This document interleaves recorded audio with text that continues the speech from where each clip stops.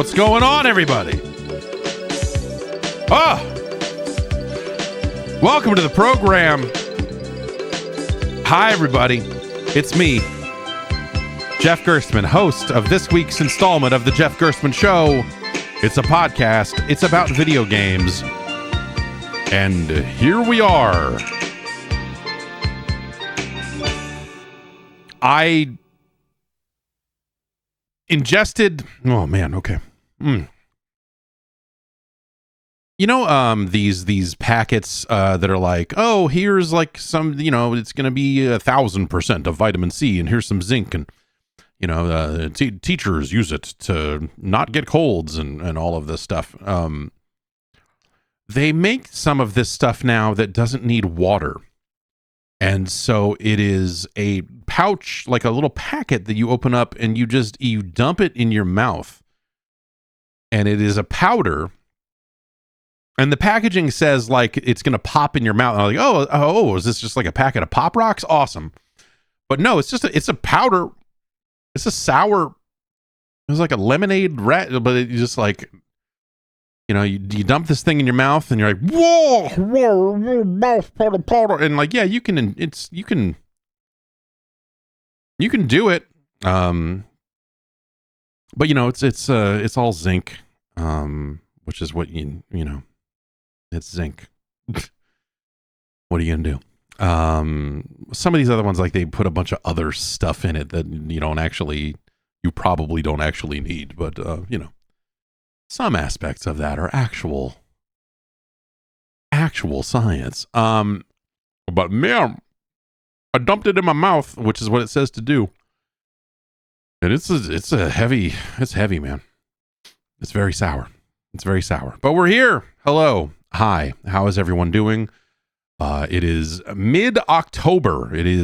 We're in the middle of all, you know, like video games are kind of happening. We're days and weeks away from some of the biggest names of the year, you know, if not the biggest games of the year. I found myself kind of thinking about like, what do you think is going to end up winning Game of the Year awards and all of that sort of stuff. And it's like, I have my, you know, games that I really like that, you know, will probably fight for that for me personally.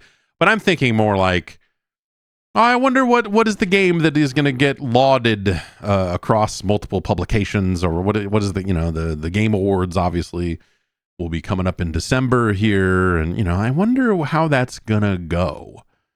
And yeah, I don't know. Yes. Extreme Noise Dan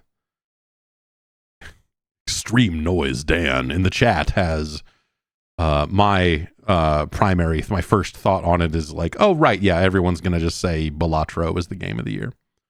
And yeah, okay, yeah, I had my time with Balatro and it didn't, you know, I think it's really cool, but I don't want to play it. So but that was my first thought, is like, oh yeah, I bet that thing does super well when the time comes, but we will see, I guess. I don't know. It is an interesting year for video games. There's some really big kind of smaller games. I think UFO 50 is a really amazing thing as well, but yeah, I don't know. We'll see how all of that goes. I'm just kind of like starting to think about that stuff because we're kind of entering that season a little bit, and you know, the conversation is just going to keep coming up more and more as this stuff goes on. We're also like 9 days away from the launch of Call of Duty. We're a couple of weeks out from a new Dragon Age,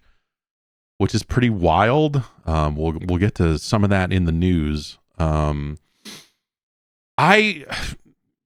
Raising kids is full of surprises and things that you didn't think would be like things you just never considered, that you're all of a sudden like, oh right, yeah, these are people, and they go out into the world and they hear things and they come back and tell you about them, and then you have to contend with that. And the other day, my daughter came home from school talking about the Los Angeles Dodgers, because her kindergarten teacher is apparently a big Dodgers fan, so has been talking up the Dodgers in class. And so she came home saying like, "Go Dodgers!" And she doesn't know what baseball is.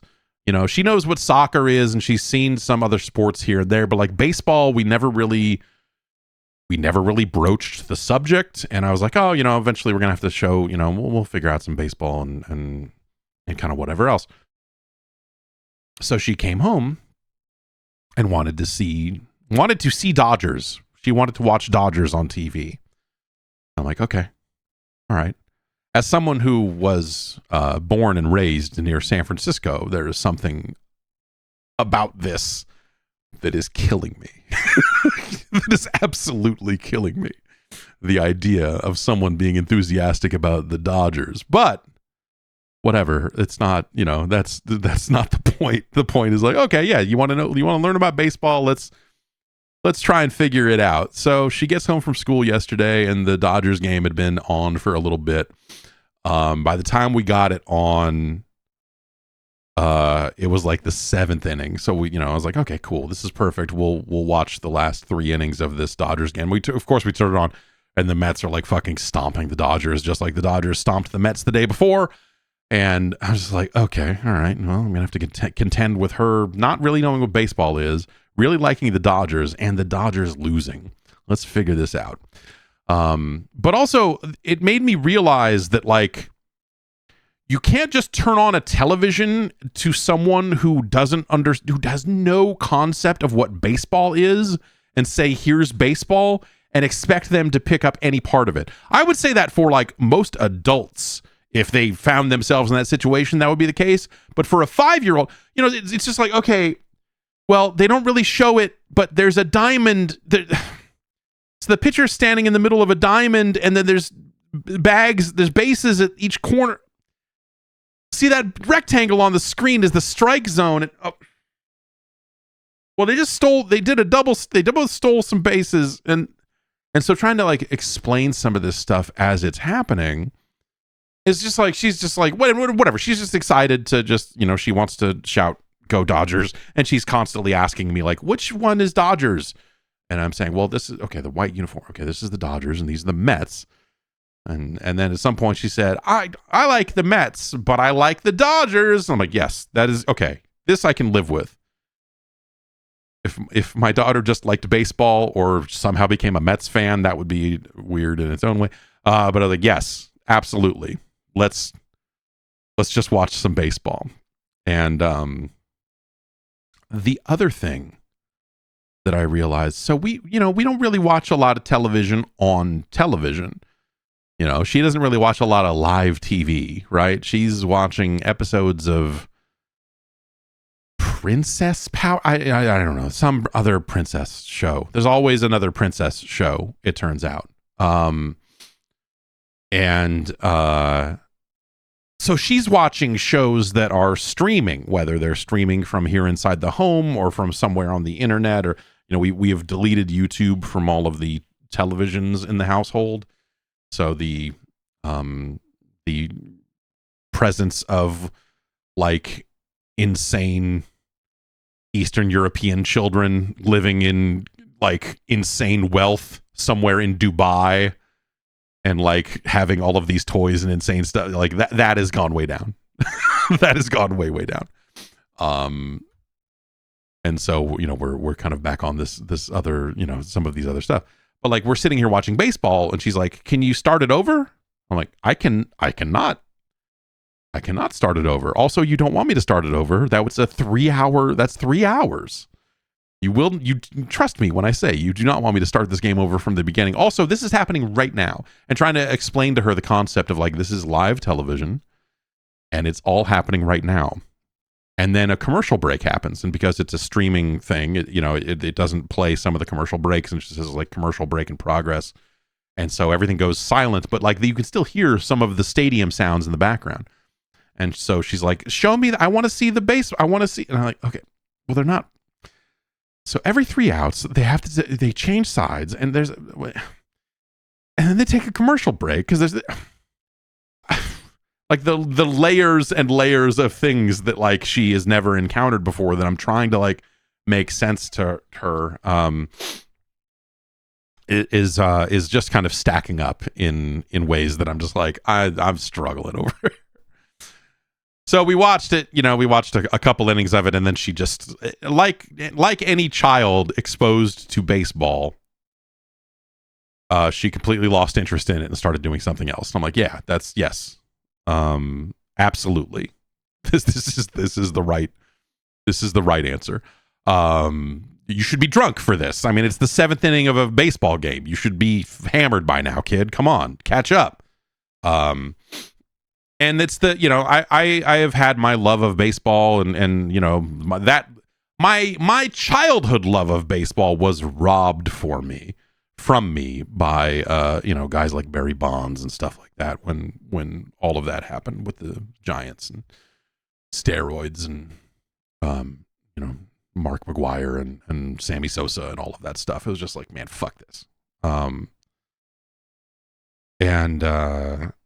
got back into it years later, but like I got back into it as a drinking man.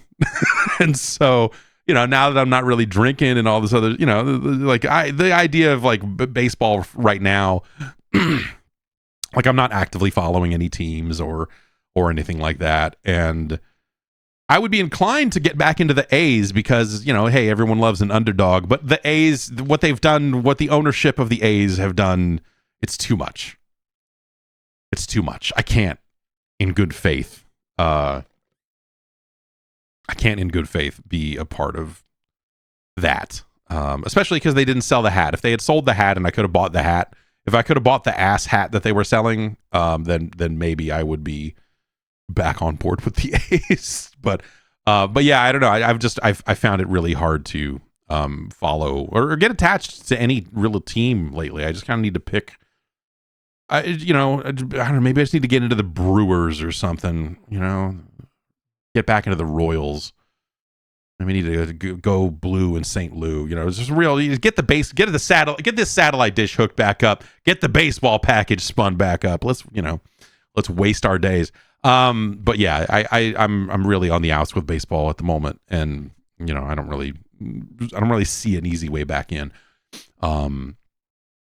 Other than like now, I really want to take my kids to a baseball game next season. So I'm thinking like, oh yeah, we should probably go to a Dodgers like a day game or something. Sometime next season. Like they'll probably all be like old enough to just like hey, let's go check out some baseball. Maybe we'll go see an Angels game now. I'm going to drive to Anaheim. They play in Anaheim. I mean, I know they changed it. They're like, what are they still? The Los Angeles Angels of Anaheim, the most marketing driven bullshit fucking name in the world. Yeah, let's become Angels fans. That's our local team. I assume the Angels fans down here are like the A's fans were up there. Drowned out, very bitter, very angry. By the time I got into the A's were a lot of fun. It was like when Nick Swisher was on the A's before he fucking went to the Yankees and became very boring. But yeah, it has been very interesting to like look at baseball this way. Like I started Googling pictures of baseball diamonds and being like, well, this is first base. And so if they hit it here and it goes all the way out, she was very fascinated by the concept of a home run. And I'm explaining that to her, and and then yeah, by the bottom of the 8th, she had completely checked out, and she was watching TV in the other room or something like that. So and I'm sitting here watching well, now I'm invested. I got to watch and see if the Dodgers fucking come back, and they did not. So we'll see how that goes. It was funny also, like seeing a lot of people online complaining about it being a day game. They're like, this seems like a huge marketing fail, MLB. Why would you put a playoff game on in the middle of the day? It's like, because my kid goes to sleep and she could never watch a night game. So it actually was perfect to be on right there. And I was like, because I don't know, kids go to sleep, and sometimes kids like baseball. I don't know. But hey, exactly. Sometimes you gotta drink when the sun is up, and baseball is a great facilitator for that specific activity. That or televised horse racing, in my experience, that's the only acceptable. That's the only acceptable thing. So yeah, I'm curious to see where this goes. It may never come up again, or she may come home from school again today yelling about the Dodgers. I really, it's fascinating. Like I feel like I'm gonna have to like put together a PowerPoint presentation or something, or we'll just have to go out in the backyard and just like, okay, imagine this is first base. Now here's what happens. Now, okay, now you did a balk. Now, okay, you balked, so I get to take a bait. No, you see, you have to come to a complete stop before pitching. Hey, I don't make the rules. Oh, baseball. What a fucking mess. Let's take a quick break, and then on the other side of that, I am going to tell you about another mess that goes by the name of Transformers Galactic Trials. Stay tuned. When it comes to running an online business, sometimes you're going to build the things you need, and sometimes you're going to find things that are already built and perfected that plug right in to what you do. That's where Shopify comes in. You're trying to sell something online? Shopify. You're trying to get your products in front of people and make sure that you have all the data you need to know what people want, if they don't want, if they're like, oh, this picture's not working out well, I need to replace this picture. Shopify has all of that and more. Nobody does shopping and selling better than Shopify. That's why companies like Magic Spoon, Heinz, and Mattel use Shopify to sell things online. It's the home of the #1 checkout on the planet. And they use ShopPay that can boost conversions up to 50%. So there's way fewer carts going abandoned and way more sales going on. So if you're going to grow in your business, your commerce platform better be ready to sell wherever your customers are scrolling or strolling. That means on the web, in your store, in their feeds, everywhere in between. That's right, in your store. Shopify has tools that can help you keep track of your physical inventory. So if you're running a mixed business of in-person sales and online sales, Shopify can help keep all of that in one place so you know what you have and what you've sold and where it needs to go and all of this other stuff. Shopify does it all. So you don't have to. You don't have to mess around and, manage credit cards and customer data. Shopify, safe, secure, sales. Businesses that sell more sell on Shopify. Upgrade your business and get the same checkout that Heinz is using. Sign up for your $1 per month trial period at shopify.com/Jeff. That's all lowercase. Go to shopify.com/Jeff to upgrade your selling today. Shopify.com/Jeff.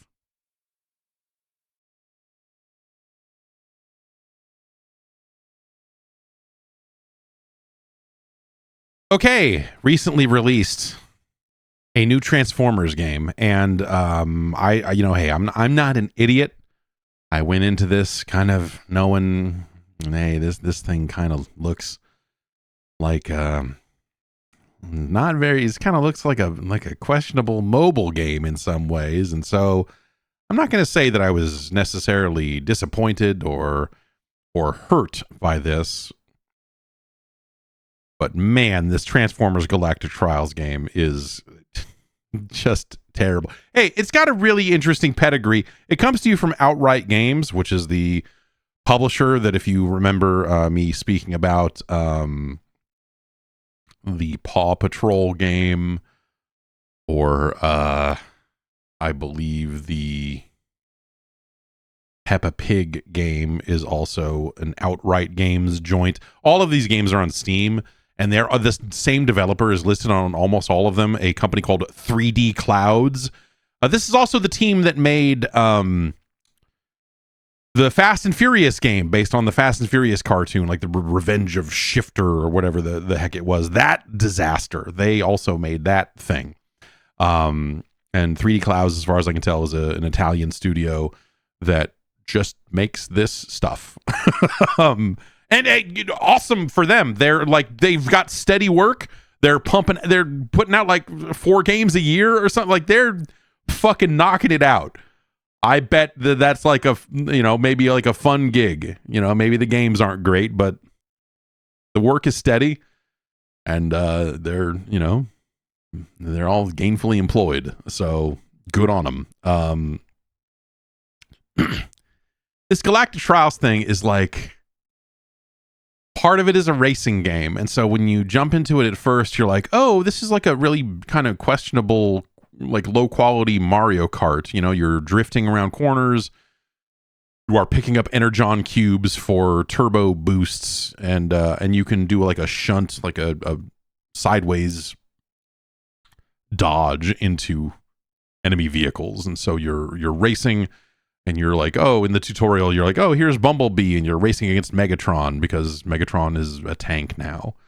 I'm never going to get over that, by the way. I know that's like a generational thing, and, of course, like, there's generations of kids that never knew that Megatron was a fucking gun. But I think Megatron being a tank is some straight up bullshit. Always has been. But that's, hey, that's not the game's fault. They have done that canonically for decades now. that they have done that. Just put wheels on the pistol, man. Make him a giant pistol, and then put wheel. I don't know.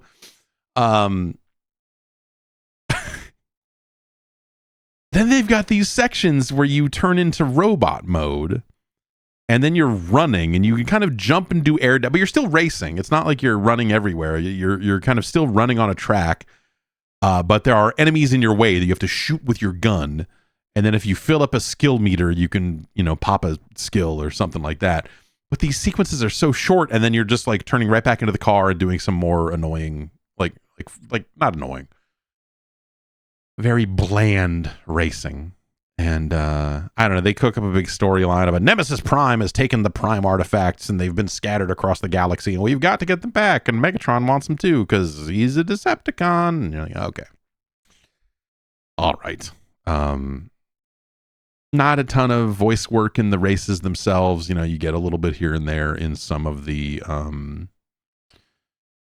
little cutscenes and stuff at the introduction, and it kind of is what it is. I don't know who they have voicing Optimus Prime these days. I assume that they have changed him out for someone else by now. Because there's a bunch of I tried to get my son. Well, I wanted to see if my son was interested in it, so I showed him a couple of more recent Transformers series. They made one that was real crazy, that was like tiny little robots locked up in a mall at night, like after the mall has closed. All these little consumer goods, baseballs and to whatever else, turn into robots and then get into hijinks in the mall. And there's a security guard that that they're hiding from. Yes, bots. Bots is what is it called. Yes, it's a really terrible. It's really bad, man. Yes, Transformers bots, and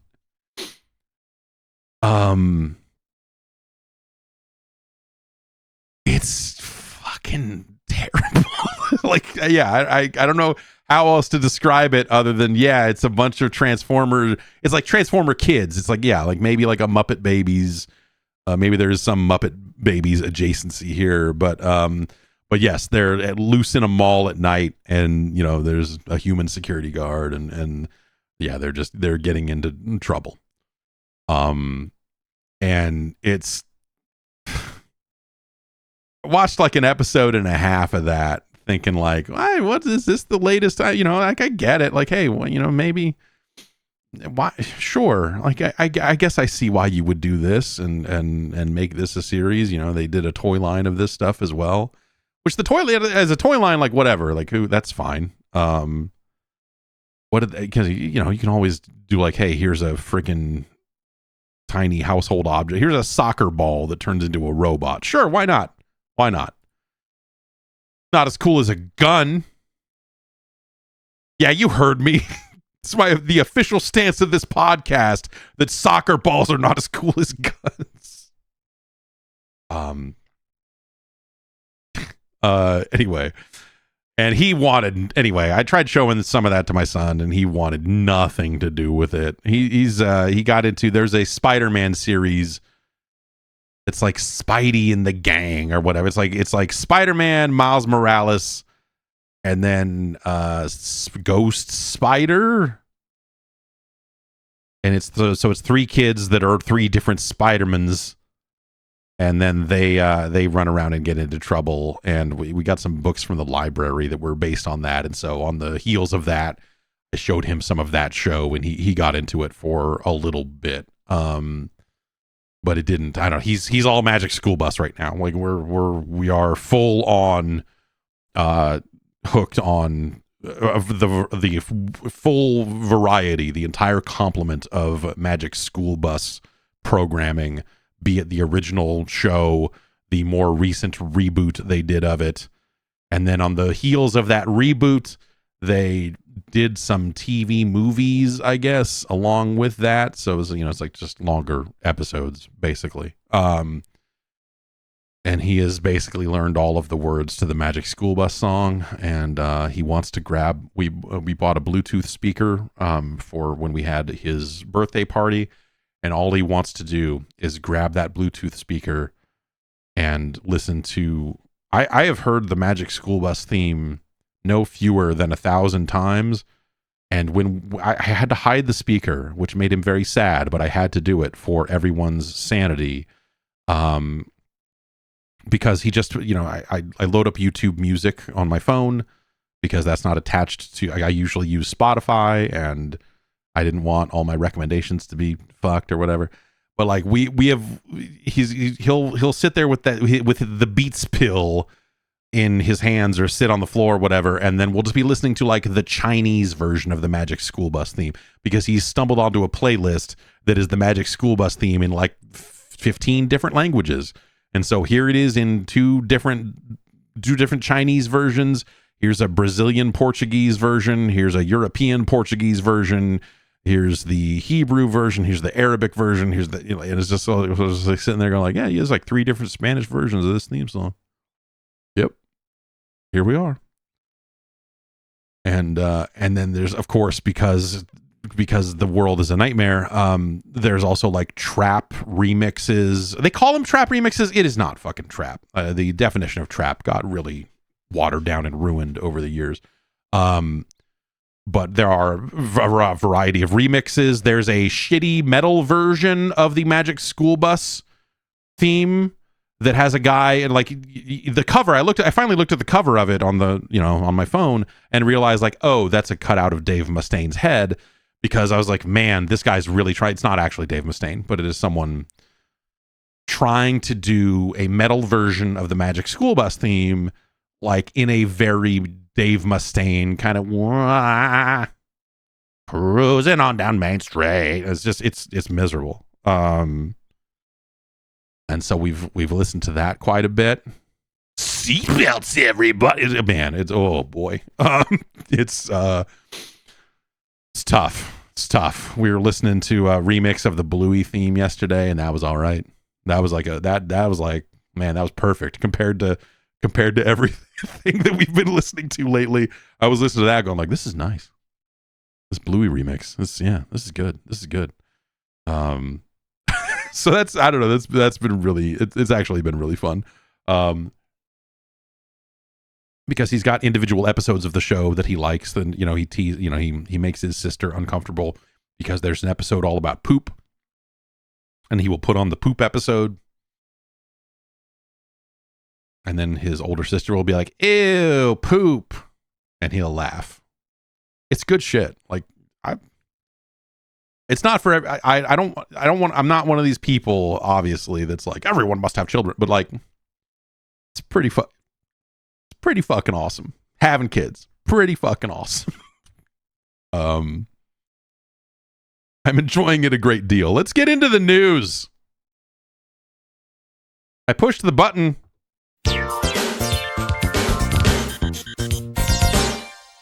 It's alarming what Nintendo will try to sell to you these days. They have announced and immediately started selling Alarmo.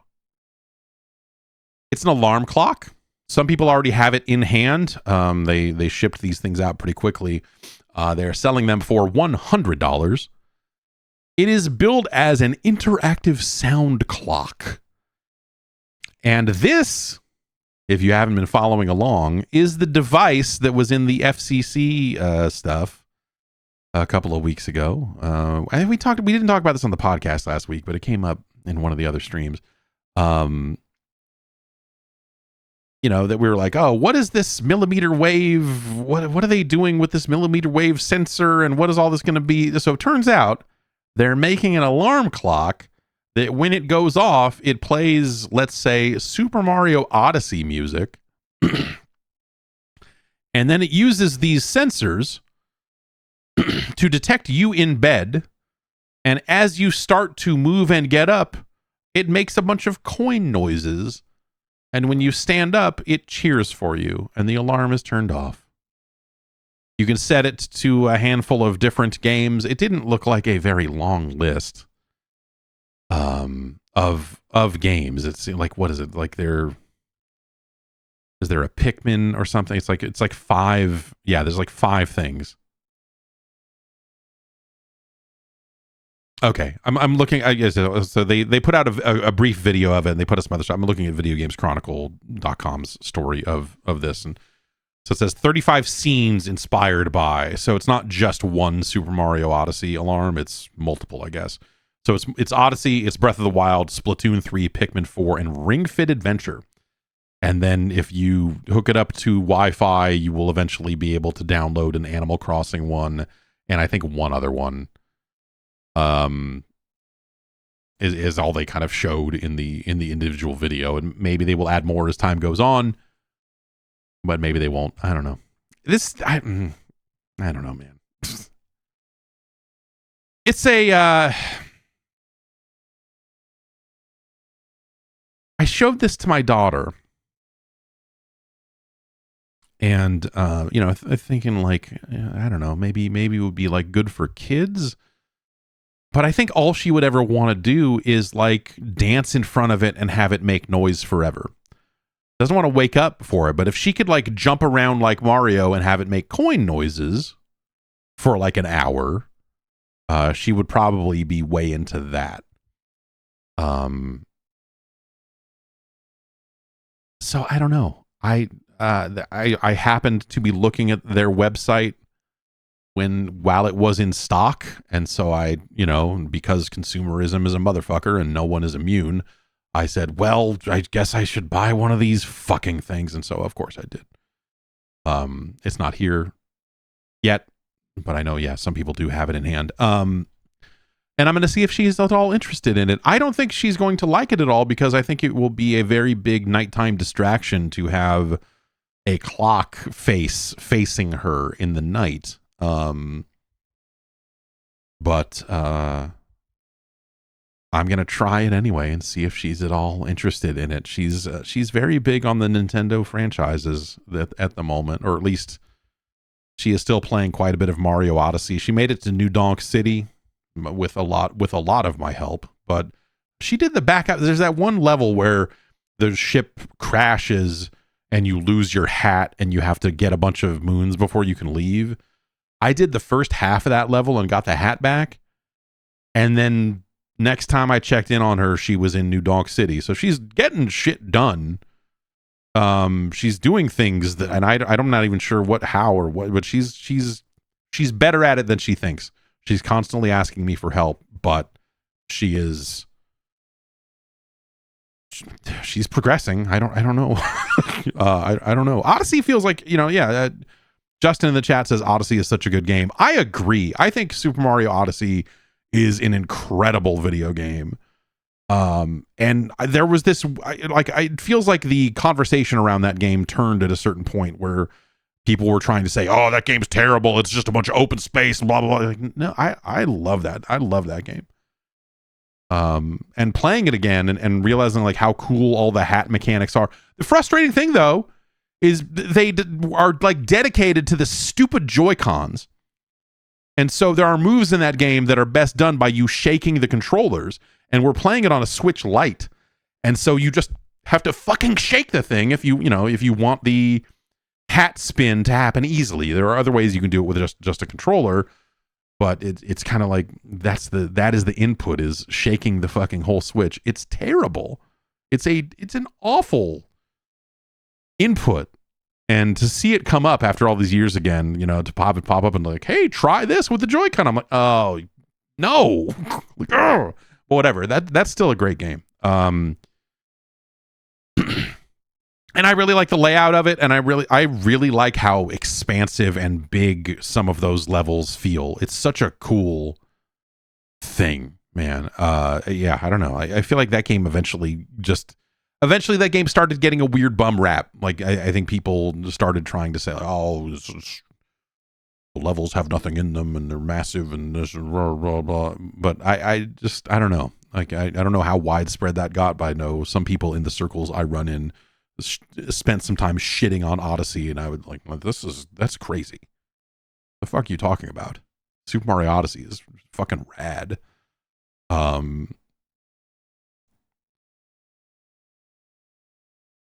Anyway, the clock thing, sure, dude. I don't know.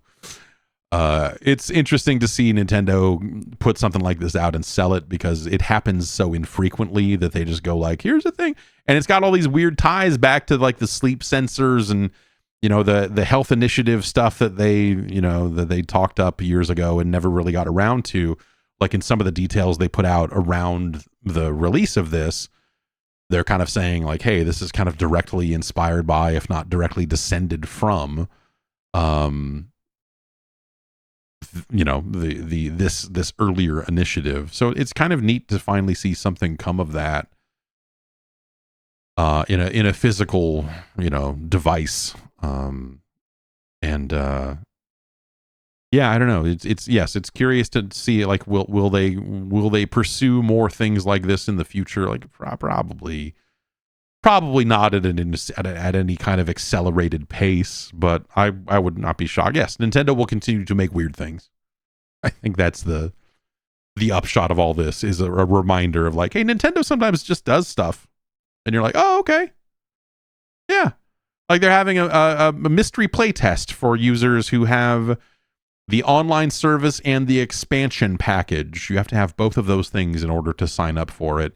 And they're expecting it to remain a secret. They're like, please, don't disclose what this secret. They're I believe still taking signups. But I don't believe that the test has started yet. So I don't actually know what the.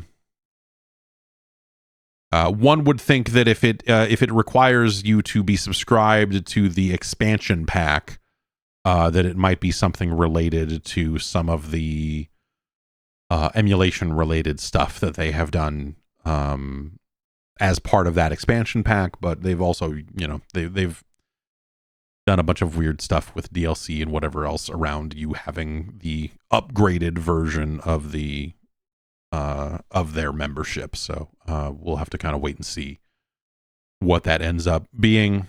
Some people seem convinced that it's going to be GameCube games,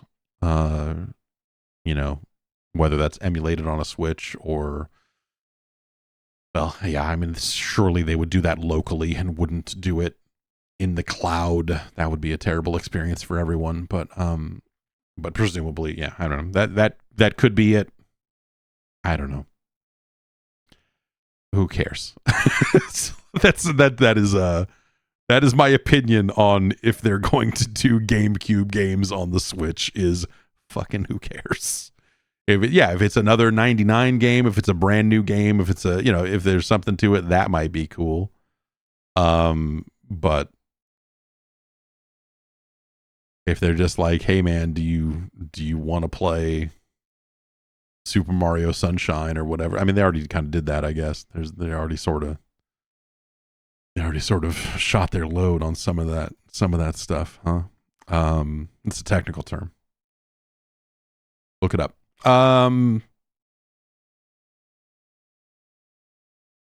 As I said at the top of the show, Dragon Age is kind of right around the corner. In a couple of weeks here, they put the folks over at BioWare put out their kind of like, hey, here's our hardware specs. Here's our, here's what kind of PC you're going to need if you want to have ultra ray tracing and all of that, as well as kind of detailing some of the performance and fidelity modes that the console versions will have.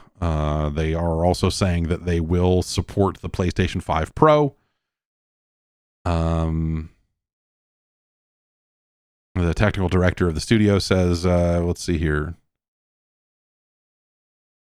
Upgraded image quality thanks to PSSR. We've enabled ray tracing ambient occlusion in the 60 frames per second performance mode, which was previously only available on the base PS5 with 30 frames per second fidelity mode.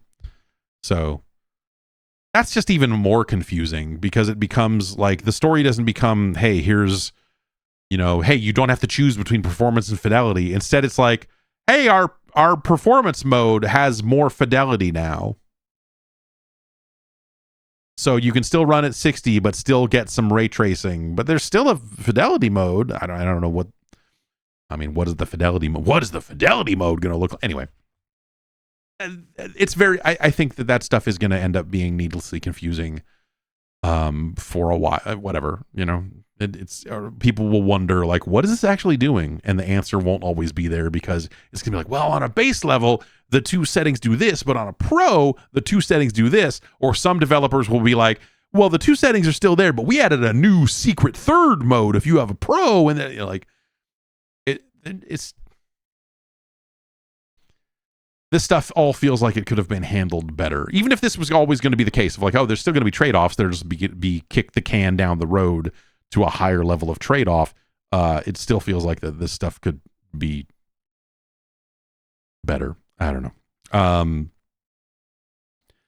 I found it interesting. The two reasons I am even talking about Dragon Age, because like this stuff is pretty minor in the grand scheme, is that they are very quick to remind you that the game has been Steam Deck verified. I think that's awesome. This is is this one of the first big franchise games that has been touting Steam Deck verification pre-release? I guess like with God of War and some of the Sony stuff, that was also verified at launch, and they kind of mentioned that along the way. But this feels like maybe one of the first cases where a developer has been like, no, dude, we are Steam Deck verified. We want to remind you that this game is Steam Deck verified. Hey, did you know this game's Steam? Like they're kind of making a big deal about it. Yeah, Last of Us, they kind of did that as well. And that is interesting because I think that's awesome. I think that you'll have Steam Deck players that will want to see it a little bit more now. It's probably smart that they are doing this and kind of highlighting that. But in some ways, it feels like they're kind of pulling out every stop, because the other thing they're saying about the PC version of the game, Dragon Age the Veilguard won't include any third-party DRM such as Denuvo on any platform. Like they're highlighting that it doesn't have any DRM,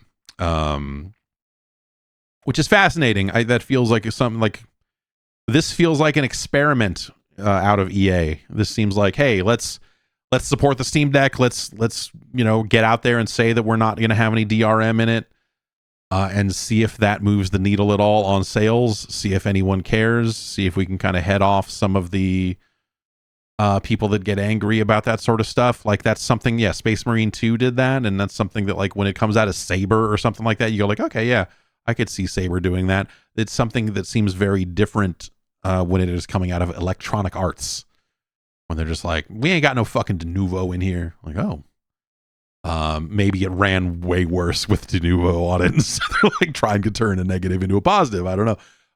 But it's an interesting situation nonetheless. My understanding, and they don't highlight this in the piece, which I if I were pulling out all the stops truly to try to like get everybody to understand, like, hey, this is going to be, we're trying to launch this as smoothly as possible.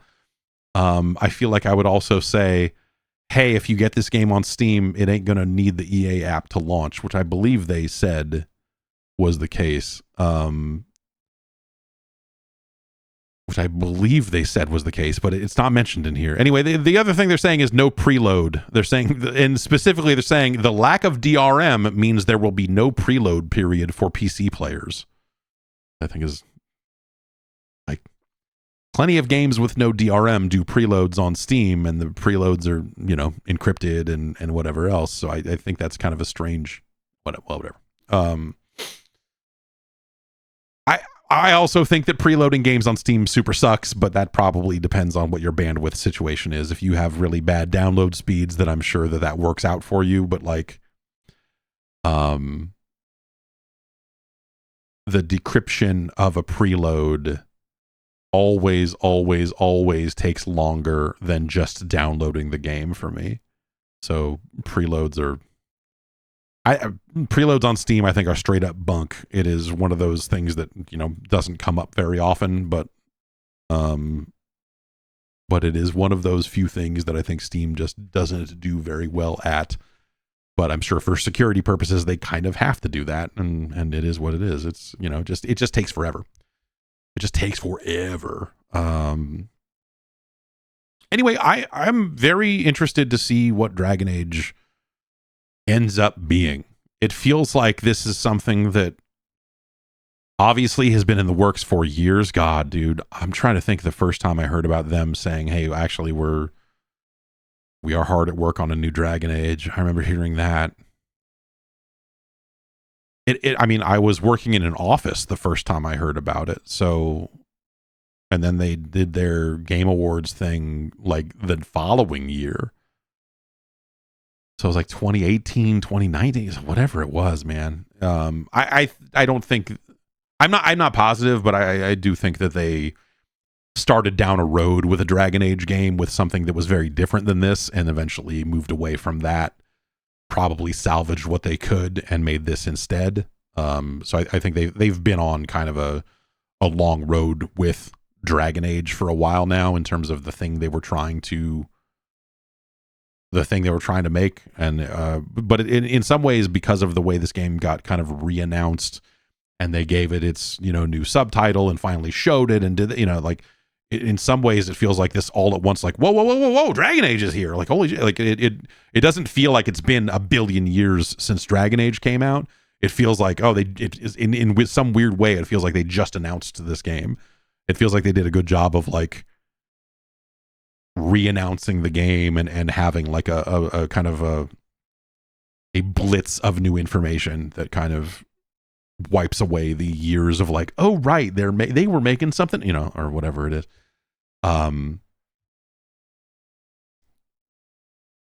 Alphonse in the chat says they claimed that they started fresh, but I don't know if I believe that. I mean, yeah, what, you know, fresh start can mean a lot of different things. I mean, you know, hey, we used some of the same camera code that makes it behind the back, or what, you know, like no one is expecting them to start completely from the ground up in every aspect, but I'm sure that there were some remnants of what they were working on that were probably able to be used going forward, if I had to guess. I think the trailers they've shown have been like a little bit uneven. Like, I'm not a big trailer guy. Like, there's plenty of trailers that I just never watch, but, you know, I've been very curious about Dragon Age. And I think the stuff they put out back in the summer was just kind of not a great look. But then as more people got hands-on with it, it was like, oh, okay, this is actually better and more engaging than that trailer would lead you to believe, and blah, blah, blah. And so, you know, just... But there is some stuff tonally about it that I think is looking a little weird, or has come off a little weird in some of their kind of pre-release marketing and some of the stuff that they've done. So I'm very interested to see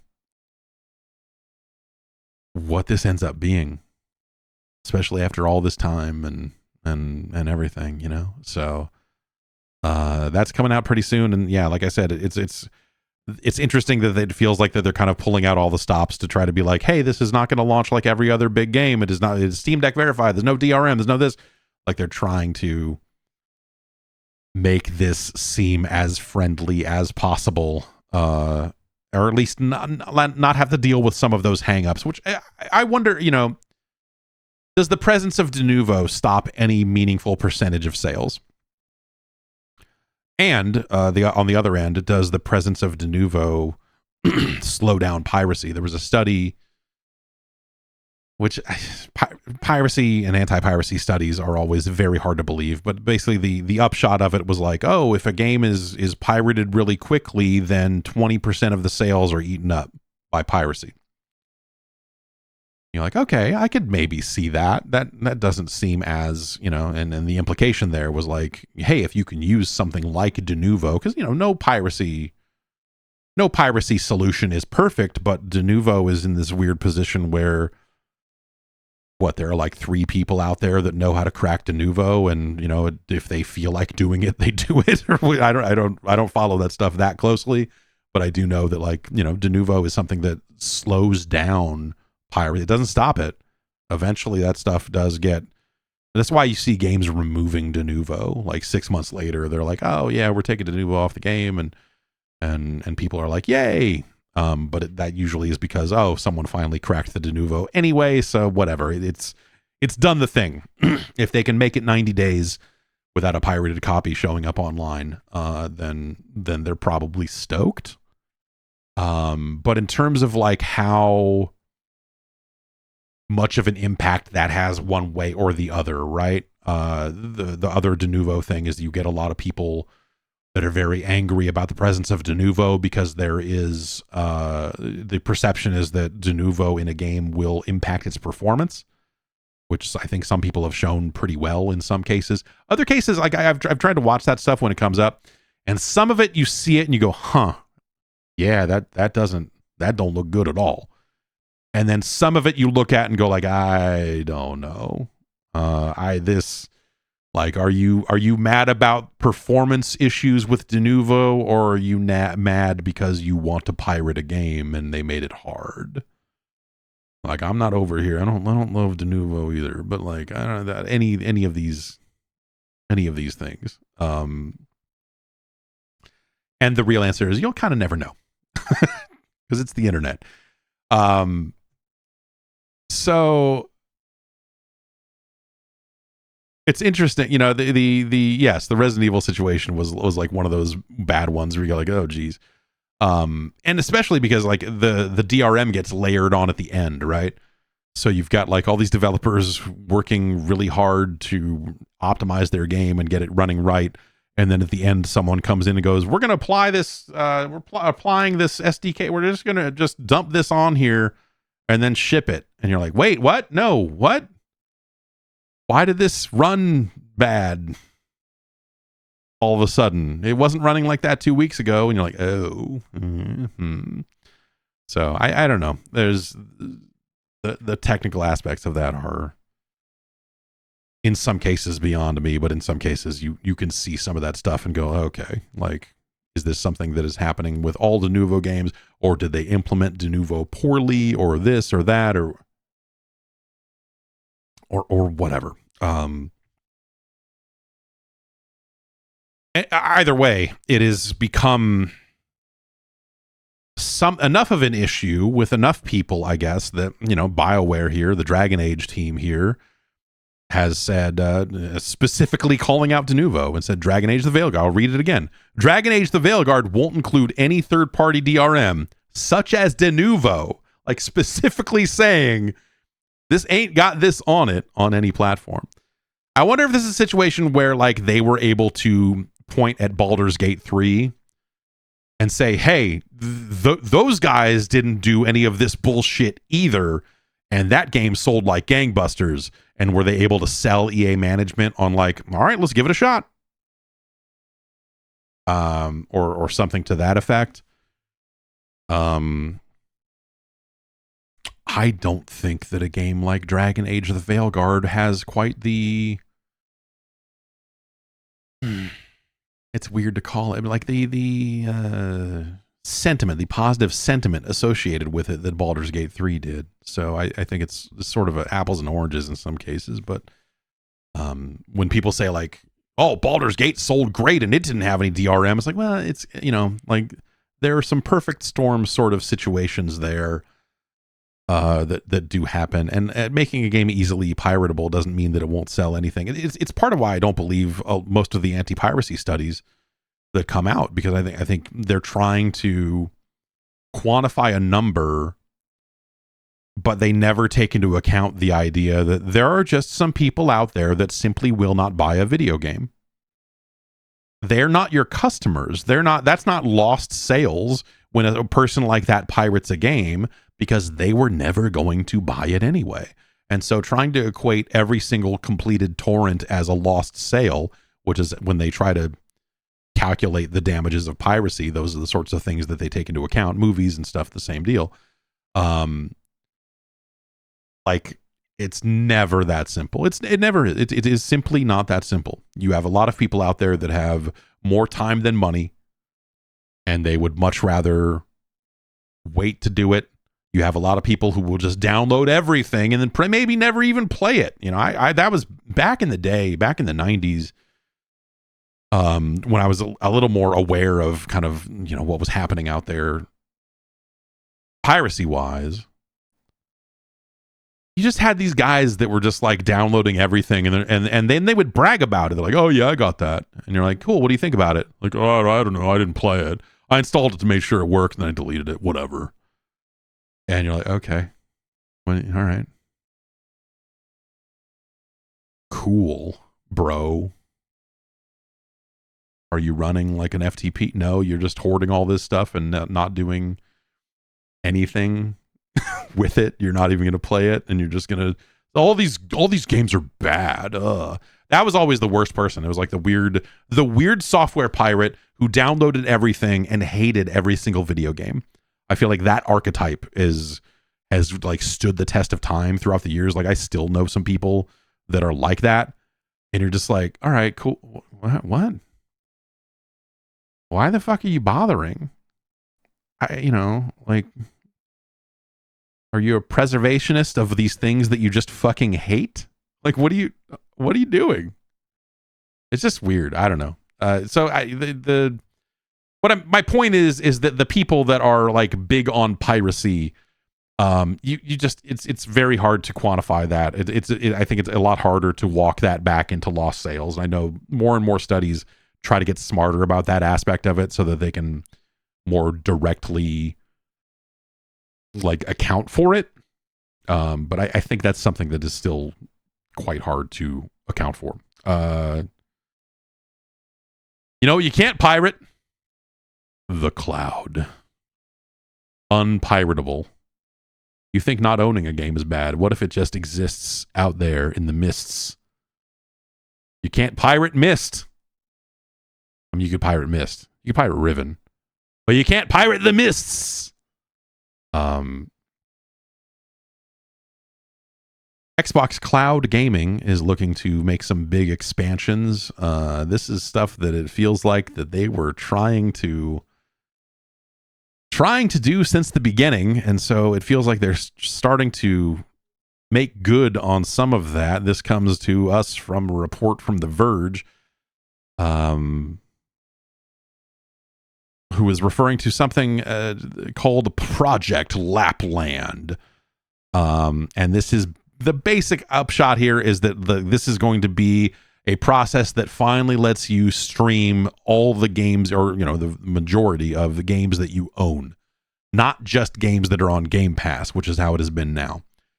And so the basic idea is like, hey, anything you own, you can stream from the cloud, or as much as they can do business wise. I'm sure there's probably going to be a few outliers there that, for whatever reason, they're like, oh, we can't offer this on streaming because someone signed a dumb arrangement. Fuck. But according to Tom Warren, who wrote this up for The Verge, it sounds like that they will be testing some of this with Xbox insiders in November, and they will be opening it up to more people over time. This also kind of comes in conjunction with some of the other changes they are making, because of Google having to open up Android stores and all of that. And, presumably that will eventually happen with Apple in a greater way than it has so far. Sarah Bond has stated that starting in November, players will be able to play and purchase Xbox games directly from the Xbox app on Android. And so that stuff all kind of goes hand in hand, right? Where it's like, okay, if you're buying a game on your phone, you want to be able to stream it immediately on your phone, in theory. And they had weird workarounds for this, and I think some of that may still exist on iOS, where like there was a while there where you could download any game whether you owned it or not. You could say, yes, install this on my Xbox from your phone. But they couldn't do the sale transaction there because then Apple would take 30%.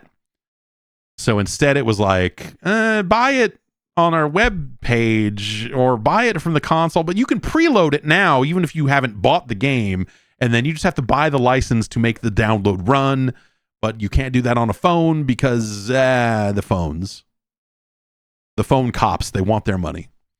Now that the phone cops are, being told by the courts that they don't get their money, then here on Android we're opening up. On iOS, I don't know. It sounds like that some of the things that Apple did around, or some of the things that Apple is maybe still dragging their feet on, are preventing this from being a wider rollout. But I'm sure the tech work is probably being done by Microsoft so that they're ready to go whenever whatever the problem still is gets resolved. That stuff has been a mess. Whatever. It feels we've been talking about phones and 30% cuts and all of this stuff for years. We've literally years. And eventually that will change. I don't want phones to be less secure because obviously you have a lot of people out there with phones that are not technically minded.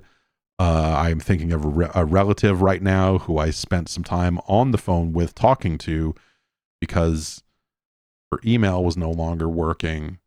And I was trying to figure out, okay, are you using the email app on the phone, or are you using a web browser? So your email still works in a web browser on your laptop, but on your phone it's stopped. You've deleted the account multiple times now. Okay, why? And they're going to go to the Apple store. In fact, I think they might be there right now to have someone from Apple fix it, which is fine. If they brought it over here, I could probably fix it in 20 minutes, but the Apple store is closer. So anyway, with a lot of people like that out in the world, the idea of find different ways that are going to make phones less secure, I am a little like that. It makes me queasy, all of this stuff, as people chip away at these 30% cuts and third-party app stores and all of this. Like eventually you're going to have a situation where people are going to be watching scam tutorials on YouTube about like, here's how to get a free thing. And they're like, oh, free V-Bucks. How do I do that? And then they're installing God knows what onto their phone. Like we're not that far away from that fun future. I mean, on Android, we're probably already there. Anyway, that's neither here nor there. I also think that this stuff needs to be opened up and you should be able to do stuff with your phones that you want to do with your phones. Even the changes that Apple has made to loosen things up ever so slightly is not quite enough. Obviously they're allowing emulation on iPhones, but because you can't use just-in-time compilers, like there are a lot of newer platforms that you don't run well. Whatever. Not going to go through all of that again. Anyway, the upshot of this is that, you will be able to play your games on an Android phone and you will be able to buy your games on an Android phone. Presumably that has to happen in conjunction with the ability for you to stream more than just the games that are on Game Pass. Because if you're buying some game that is not on Game Pass, you still want to have the experience of being able to play it immediately on your phone or really any other device. If you're one of these people that is all about that cloud. You know him. Spiky hair, big sword on the back. You love that guy. I don't think that cloud is available on Xbox yet. Maybe someday. Maybe someday that cloud will come over as well. The other Xbox cloud gaming announcement that happened is that Call of Duty is going to be launching as a cloud-friendly game Call of Duty's been a cloud-friendly game for as long as I can remember, bro. It's a weed joke. I mean, I didn't say it was a good one, but here we are. And so Black Ops 6 will be a game that you can play via cloud streaming. You will also be able to play Modern Warfare 3 this way, and I believe Warzone will be a part of this as well. That's cool. The rate at which some of the Activision stuff has come to, come to Game Pass or come to these kind of different platforms, it's been slower than you would think. Slower than I would have thought. I mean, I guess it's been like a year now, right? Since that deal closed. And what has happened in that year? Not much, man. But here we are. We're on the precipice here, 10 days, 9 days away, whatever it is, from the next Call of Duty, the first Call of Duty under the Microsoft regime, and under Game Pass and xCloud and all of this other stuff. It's an interesting. This is like a good rubber meets the road moment for the concept of subscriptions or something, right? I mean, this is like hey, this has been the best selling game every year for over a decade, probably. What, 15, 20, what is it, well, not 20 years. But for probably 10 or 15 years, this has probably been the best selling game every goddamn year. And so now we're at the point where Microsoft is going to say, what if you didn't buy it? What if instead you signed up to our service and we just let you play it? That's cool, right? And you can play all these other games too, like Stalker or what, I don't know, man, Forza. So it feels like we'll learn something here, right? What might happen here? Maybe not as much. I don't think it's necessarily going to be a dramatic shift, right? It's not going to be suddenly 1 billion Xboxes were sold overnight because everyone could just play this game. There's probably some people that will sign up for Game Pass, some new subscriptions to Game Pass. Presumably you see some kind of lift on the subscription front. Because the biggest game of the year every year, we're not having a qualitative conversation here. If you want to say that you think Call of Duty is bad, sure, yeah. It has been bad in years, for sure. But what does this do when you take the number one selling... Is it still the number one selling game this year? For example, does it fall to someone else because enough people have shifted that money from buying Call of Duty to paying for Game Pass that suddenly it's not number one anymore? That, whether it's, I don't know, Madden, probably not Madden, but something else that, kind of breaks through and becomes the number one best-selling game of the year simply because the economics of Call of Duty have changed.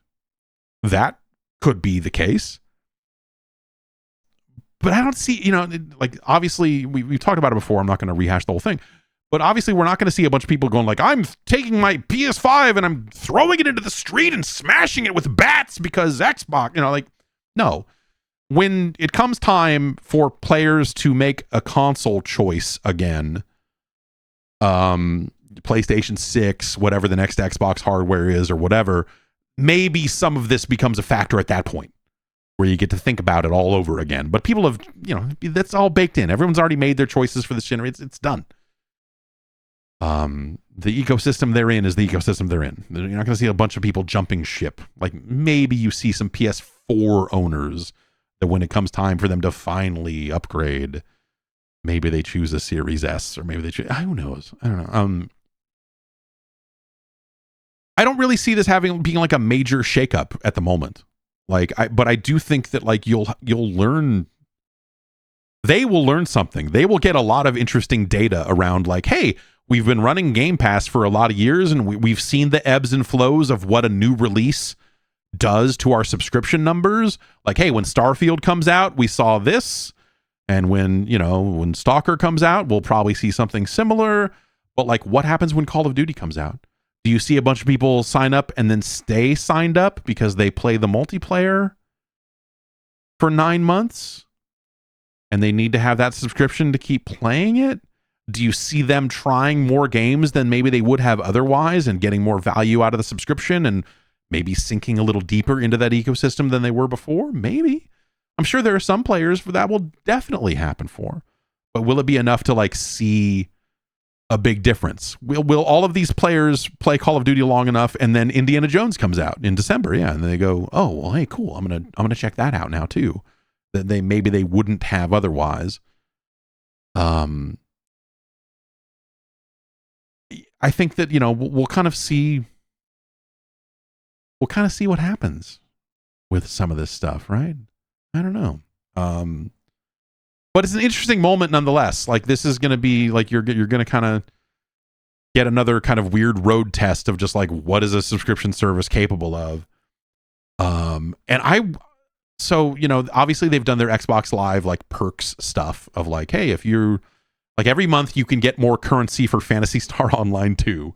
If you are checking the perks menu.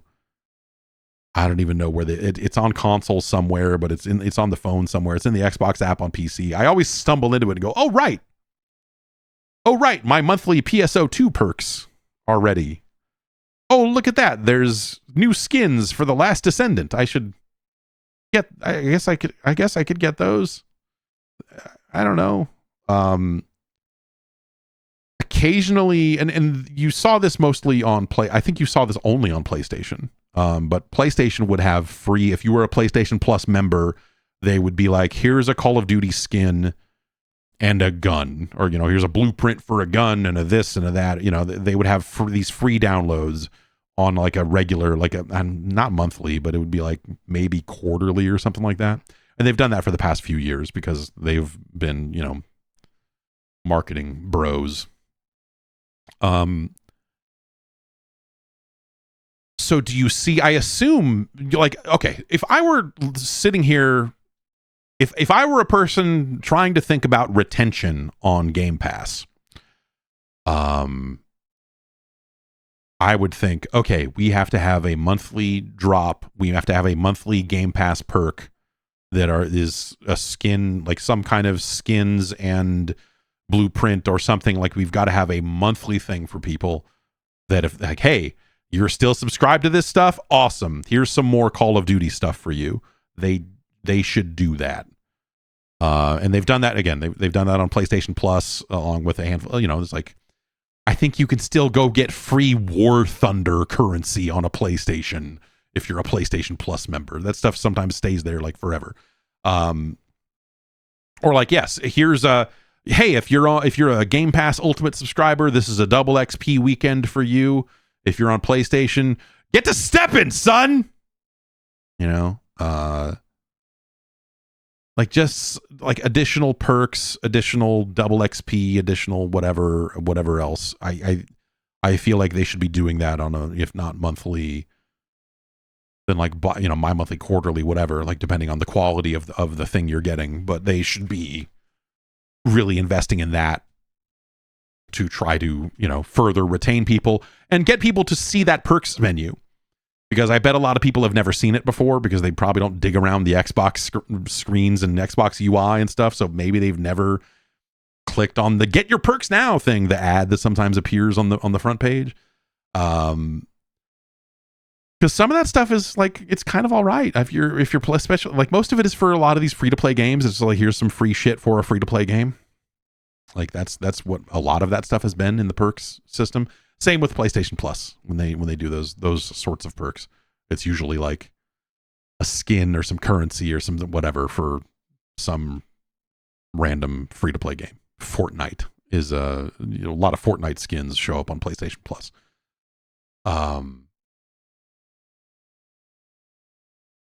But like, it's going to be, like in theory, if you're preparing for an influx of new subscribers who might not be familiar with the rest of your offering because they've been dragged there by literally the biggest game in the world, well, the biggest premium game on them, the biggest non-free-to-play game in the world, I suppose. You need to educate them on like, hey, here's the hub for Game Pass, and this is where all the other games you can play with your subscription are. And then here in the hub are these perks, and here's your Call of Duty skin, bro. And then here's this dog, and then get some of this money. Like they need to find ways to drag people through the menus of that service so they can really see what the actual benefits are beyond just, hey man, you can play Call of Duty. That's probably your best shot. Like, you know, if you're gonna keep these people from bouncing, you know, you got to pull out all the stops on the retention front. So I would assume that they have lined that up. That seems, you know, like I'm over here as someone who has run a subscription service for a very long time and has stared at some of those numbers and have thought about those sorts of problems. I'm sure they have people way smarter than me in similar positions that have probably come to a similar conclusion. But we'll see. I don't know. I'm curious what they do. I'm curious what Game Pass looks like in a week and a half. If they, you know, if they were smart, they would, you know, because I think some of those pages could be redesigned. I think some of those pages could be friendlier. They could just be better about telling you, here's what you get. I feel the same way about some of the PlayStation Plus stuff. They've gotten better about, you know, having like multiple notifications that say like, hey, your monthly games are still available. Like, oh, right, I should go claim those and whatever else. But like the free-to-play perk stuff on PlayStation, I feel like it's buried as well. And they just don't, the storefronts are bad for buying games, and then this is a subset of that. So it's even further down, or in some cases in a different app, and it's not always clear where you're looking or why you should be looking one place over the other, and you know, all of that. So I don't know, for as much as the Xbox UI has been updated, like they added all the stuff at the top so you can kind of easily get to the store and some of the other things like that, it's just not, I don't know. It's never felt like any of that stuff was actually where it needed to be. So I don't know, man. I'll be curious to see what happens when that game launches, and what happens, you know, 90 days after that or whatever, you know, like how many people stuck around, or, you know, because it's a multiplayer game. So ostensibly it's a game you might play all year. And so of course you're going to stay subscribed. But if you're only playing Call of Duty, you don't need Game Pass. It is still cheaper for you to probably buy Call of Duty and sign up for whatever lower tier that gets you multiplayer access or whatever.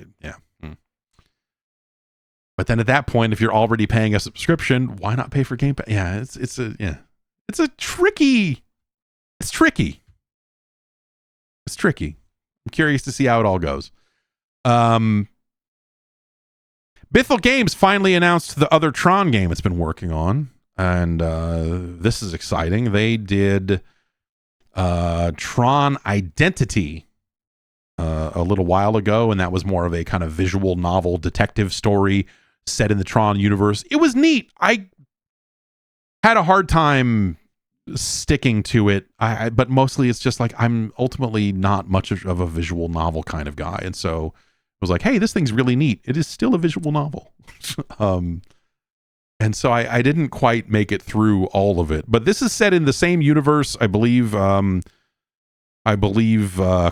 the character from Identity, will appear in this new game, Tron Catalyst, which is like an isometric kind of isometric like action.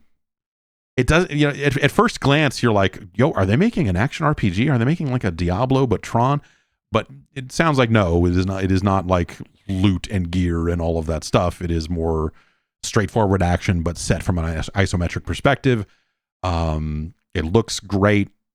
Same composer that did the music for Identity, which was that the audio in that game was really good. So, you know, the music in the trailer for Tron Catalyst is really solid. This is pretty exciting. It's a much bigger looking game than Identity was, and that's great. And so I'm really looking forward to kind of seeing how that comes out. They have a trailer out. The game will be out next year. This is from that Big Fan Games thing, which is I guess the spin out or some division or partnership or whatever with Devolver that is strictly meant to be focused on other people's IP. Yeah, you know me. And yeah, hey, I love Tron. Loving Tron, I love Tron. It's hard for me to focus sometimes on stuff that is not the films. I know they did the cartoon, the animated series a while back, and people love that, and I really need to force myself to go through that because I started watching it and just kind of never really got wrapped up in it. But I don't know. It's a weird thing because like the original Tron is such a slow game, a slow movie rather. It's not a great movie, but I love it. The sequel they made more recently is a hell of a movie aesthetically, but maybe not the best movie as a movie. And now they're going to make a third one. And I'm like, yeah, fuck yeah. And they're like, hey, Jared Leto is in it. And I'm like, well, that sucks, but I'll still fucking see this goddamn fucking Tron movie.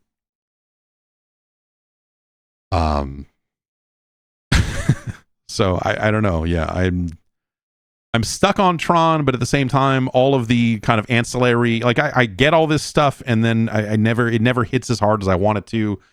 Specifically, like the comic books that they have made, and some of the games and stuff that they've tried to do after the fact, and just like that stuff has not grabbed me the same way as the movies did.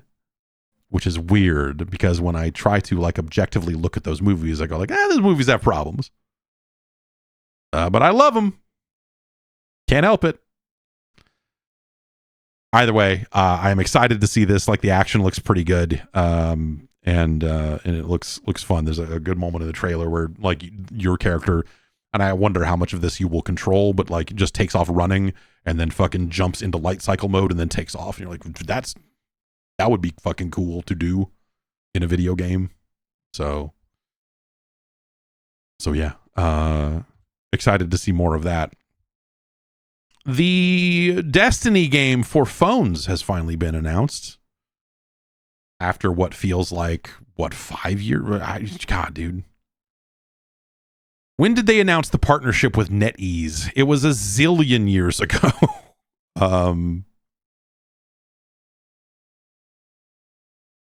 I guess was it 2018 maybe? Anyway,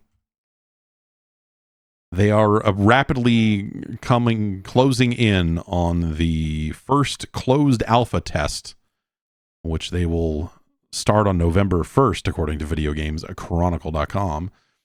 And so this is the game. It's like less about created characters. It sounds like it's more about like kind of set characters, set story type stuff. NetEase is doing most of the work on this. There's, a quote from Bungie here.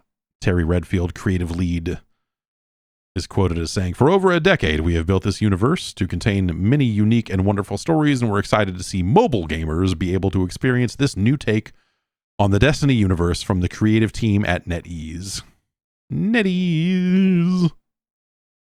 Enter an era of heroes and legends where familiar Destiny faces meet intriguing new characters, each with a rich story, unique personality, and formidable skills. Does that sound like a gacha game to you? I don't know. You're like, hey, we got set characters. Like, yeah, you only have the 3-star version of this set character, so keep pulling, son. This is NetEase, fool. They got there's a gang sign that NetEase has for it looks like 5-star. I can't do it. My hands don't bend that way. But it looks like 5 stars. That's not actually true, I should say. In the interests of fairness and accuracy, I don't think that's actually true. This is like the same group that did Diablo Immortal, right? Like that was NetEase. I don't know if that's necessarily going to be like a signpost or a guide for how this new Destiny game will end up monetizing or being built or whatever, but I'm sure there's probably some similarities. There are definitely some similarities between the two properties upon which they are based. So we will see. The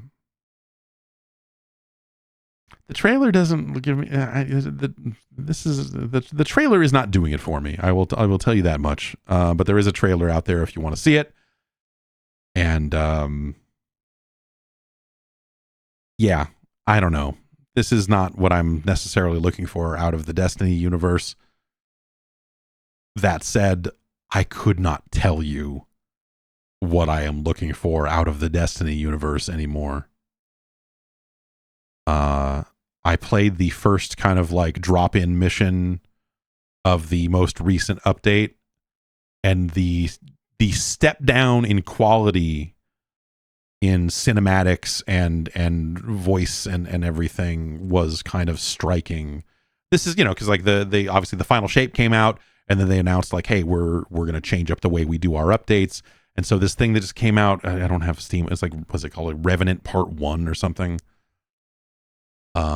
And there's like kind of a long cutscene that is narrated by one of the in-game characters, but it is such a dry, I am reading the details of what is happening in this episode of this now episodic thing, and I am going to tell you it is bad that this new monster is here, and we're going to have to capture and or fight her, and we've got to figure that out anyway. Get out there, Guardian. Like it just had a real... It felt like it came from a different, significantly lower quality game, I will say. And obviously, yes, Bungie has lost a lot of people, and this is their turn from doing the big grandiose thing that they just did to cap off 10 years of frickin' Destiny to like, hey, we're changing it up and we're going to do this more, this more episodic stuff. So like, of course the scope is different, and of course it's going to come off differently, but it just was a thing that you just look at and go like, this feels like something very different. The year 11 on their 10-year plan as a real just murky, like, I don't know. So yeah, I don't know. Like it's cool they're putting updates into the game still at all in some weird way. You almost might think like, hey, the final shape is where we're done. Thanks. Go play the raids again. But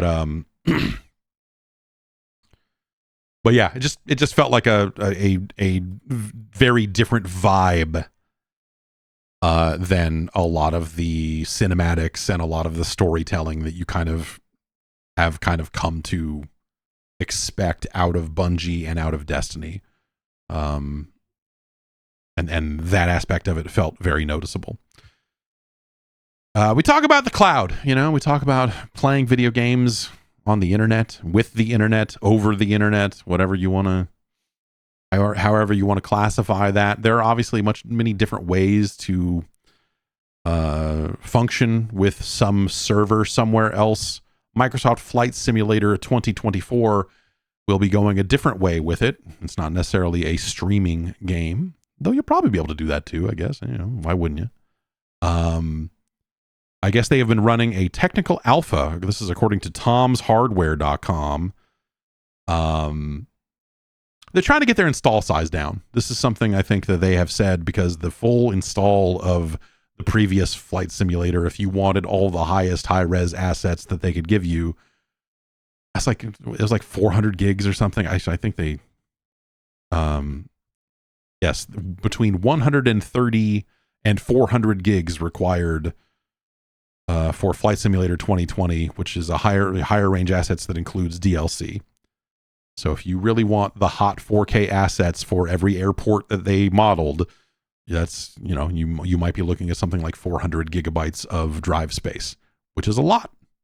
You don't need me to tell you, hey, that's a lot.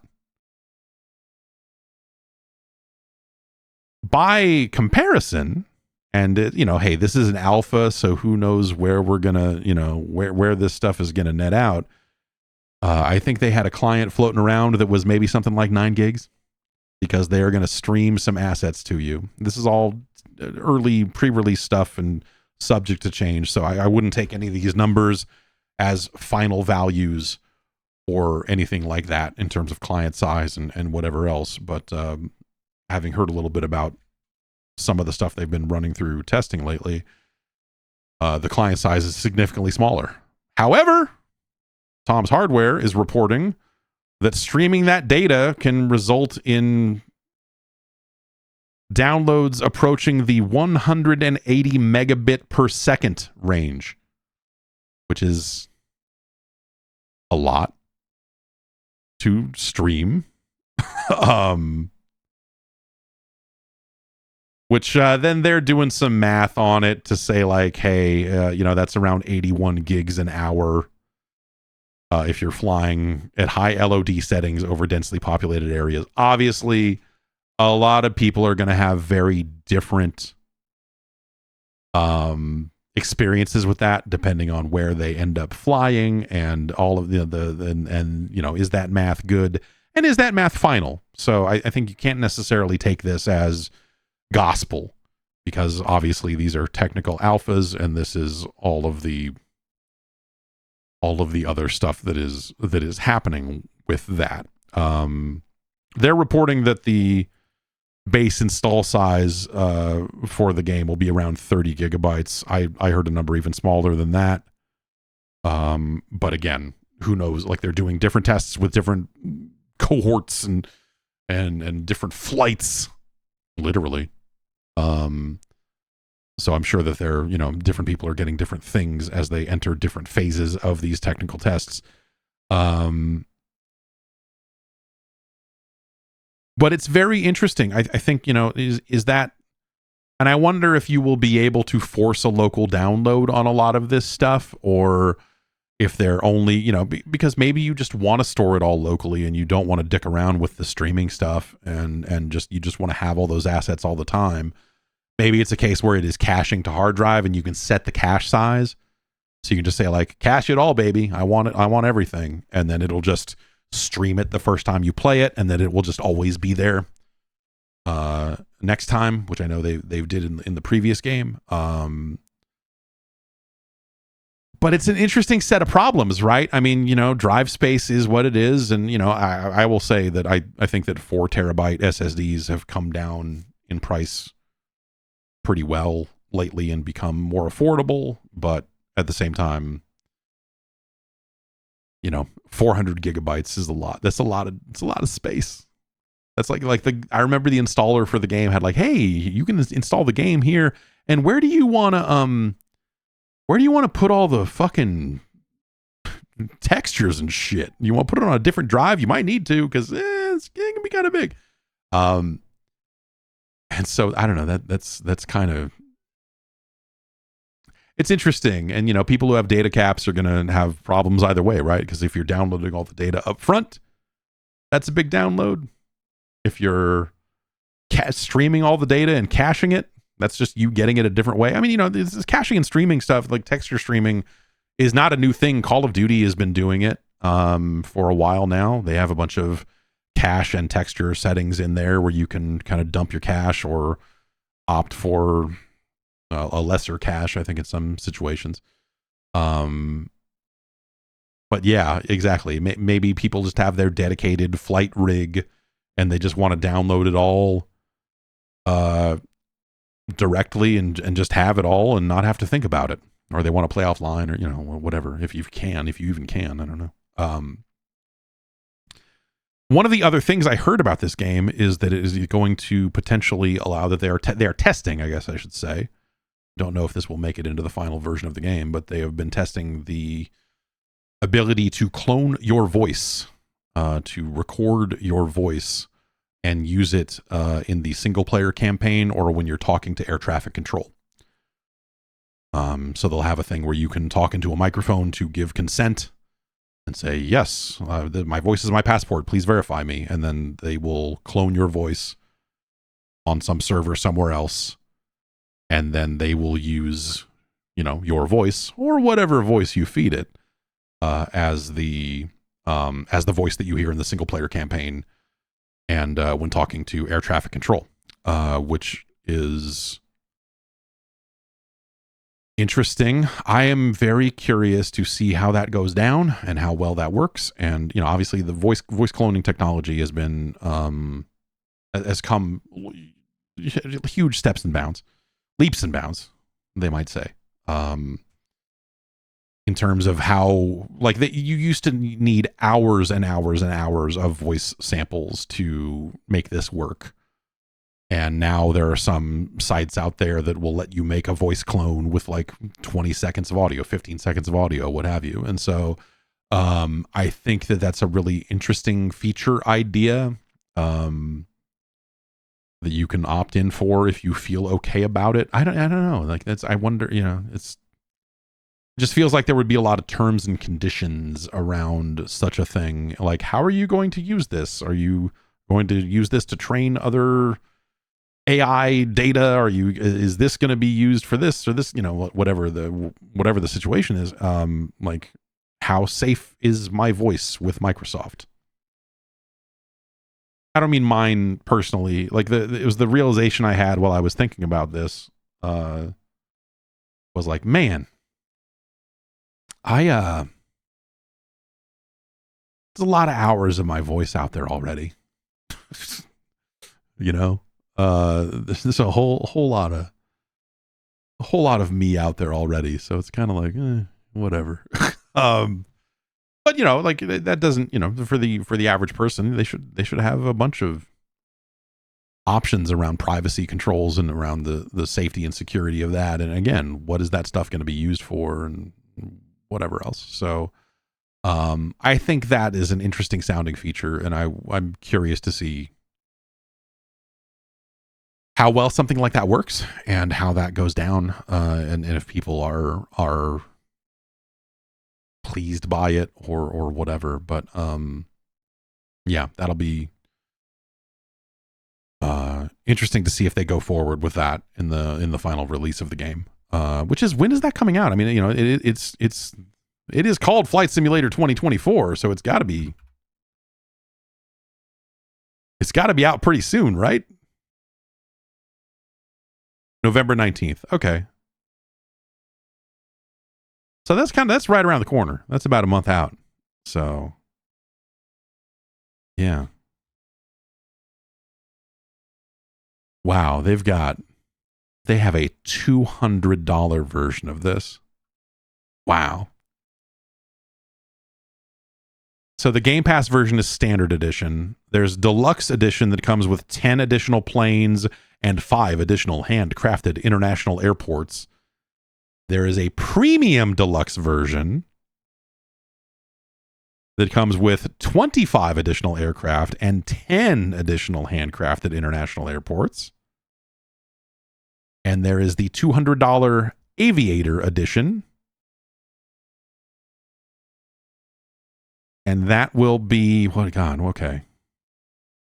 Includes everything from the Premium Deluxe Edition, plus the entire fleet of 30 Microsoft-published marketplace aircraft developed for Microsoft Flight Simulator between 2021 and 2024. So that gets you the 30 planes that they've already made for the previous version of the game.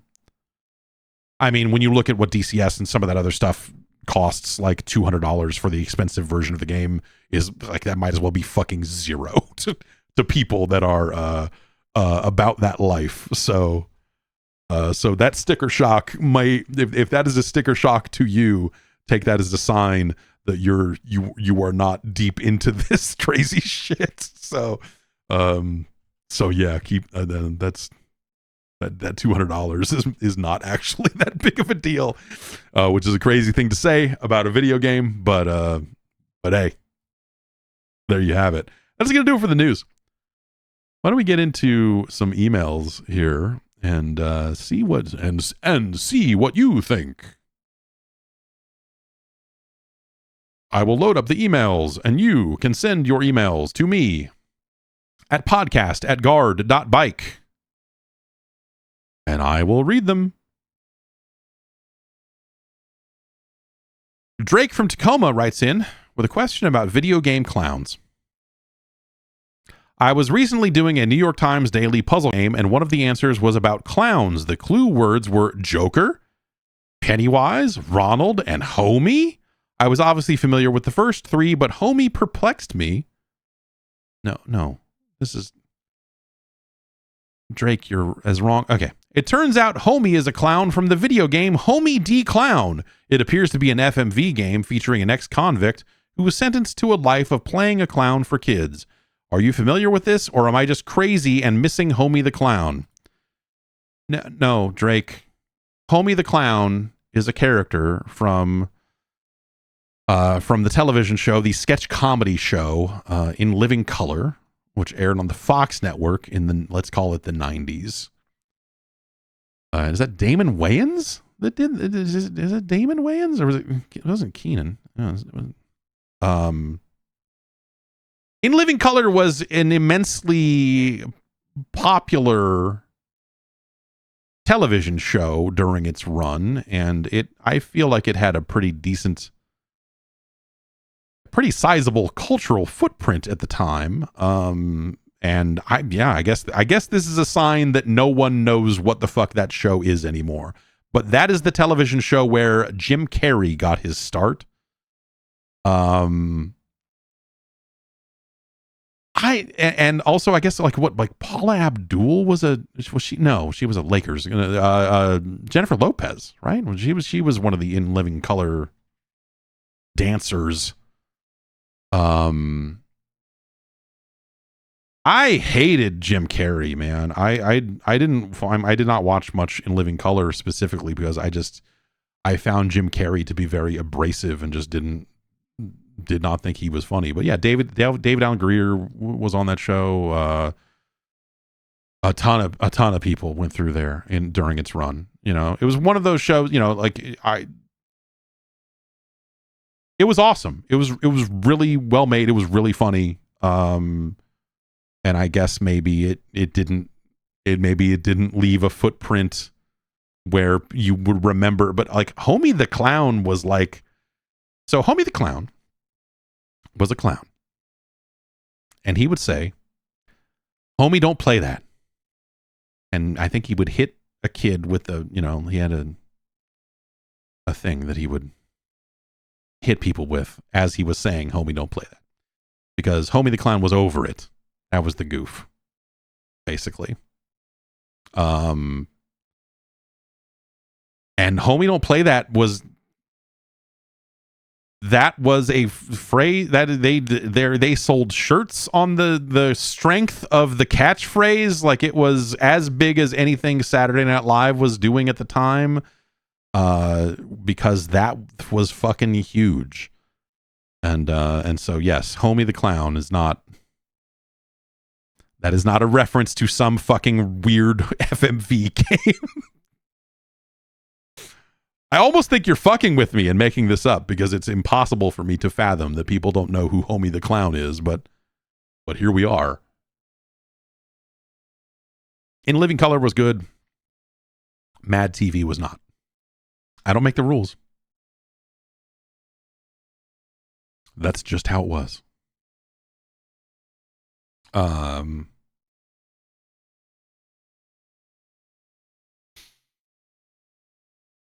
Let's see here.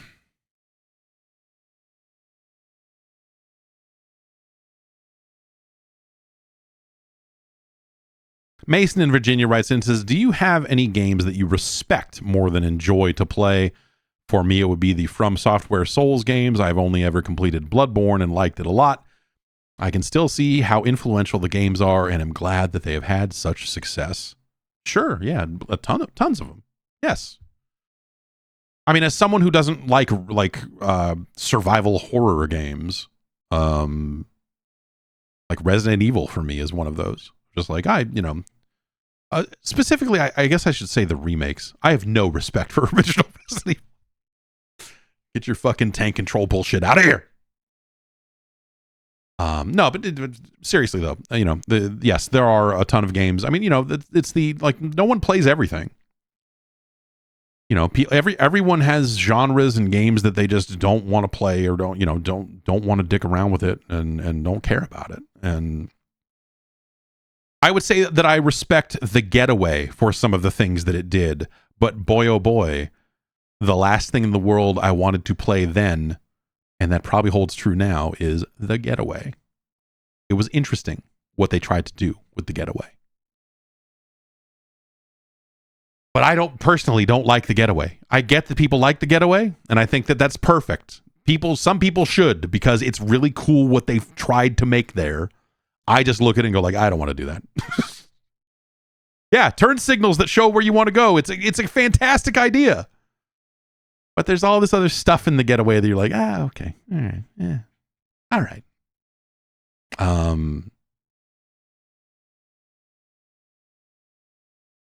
But yeah, sure. The Souls games for me probably fall into that category of just like, I respect that this exists as something that people have really become attached to, but it's not, it's certainly not for me. Yeah, I might even put something like a Deadlock in that category of just like, I respect what they're trying to make here, but I've already played enough of it to realize I don't think I want to do that. I don't think that this is a thing I want to do in a game. And so, yeah, stuff like that for sure. But yeah, I think everyone probably has stuff like that where they go like, oh, I get that people like this thing, but ooh. The only thing I say that I have like zero respect for, like I respect that like games ship, I think you have to. It's such a gargantuan effort to ship a video game in this day and age that I think there's just like, there is something of a base level of respect that comes along with that. With the maybe lone exception being Mario Party games. Like the people that inflict that and continue to this day to inflict something like Mario Party onto humanity, that's not worthy of respect. Those people are criminals. They should be fucking locked up. And and no one has stopped them. And that's disgusting.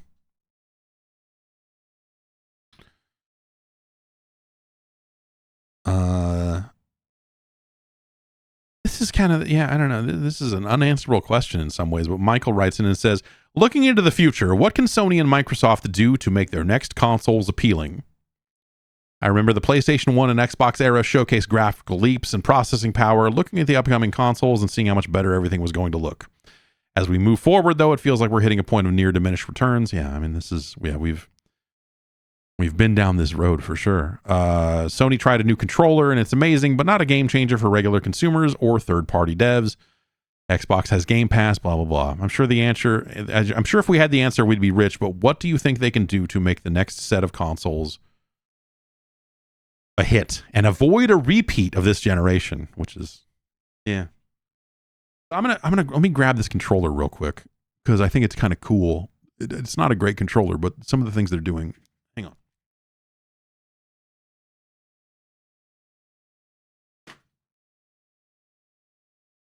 So what I have here is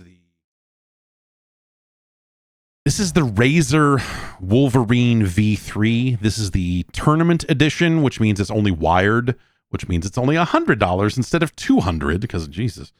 There's stuff about this controller that I don't necessarily love. The D-pad is kind of it's a little too round, a little too whatever. They've got 4 back paddles here, and they've got the kind of increasingly requisite switches that will lock the triggers and turn them into regular buttons. But the thing that they did that I was like, oh shit, that made me actually buy this thing and try it for myself, which I wrote a review of this. It's on the Patreon if you want to see it. That's patreon.com/Jeff Gerstmann. They put extra buttons up here between the two shoulder buttons, between the shoulder buttons and the triggers. Inside a little bit, you have additional buttons that are actually very easy to reach. And I was like, man, wait a minute. These would be very easy for people to understand and use. It's a way to add additional control, like buttons to a controller that doesn't necessarily make the things hyper confusing. So it's kind of like the GameCube Z button in some weird way. But like these additional buttons inside on the top of the controller, I actually think you could do that in a mainstream controller and it would not add too much additional confusion. And it's one of the neatest things I've seen in a while. Now, the mapping software of this controller and all the other stuff, and what you can and can't map to these buttons kind of makes them fucking useless in the context of today. But if they were fully supported buttons that developers could just use for whatever they need, I think that would be kind of neat. You have a situation like Call of Duty where you have to hit L1 and R1 at the same time, and it could just be this. It could just be this, you know? Maybe a dedicated push to talk button, but like none of that's going to move the needle. Like at the end of the day, who gives a shit about any of that, right? When we talk about like what can they do to make the consoles more appealing, it's not going to be we put 3 new buttons on the controller, right? But also it's increasingly not going to be graphics. I mean,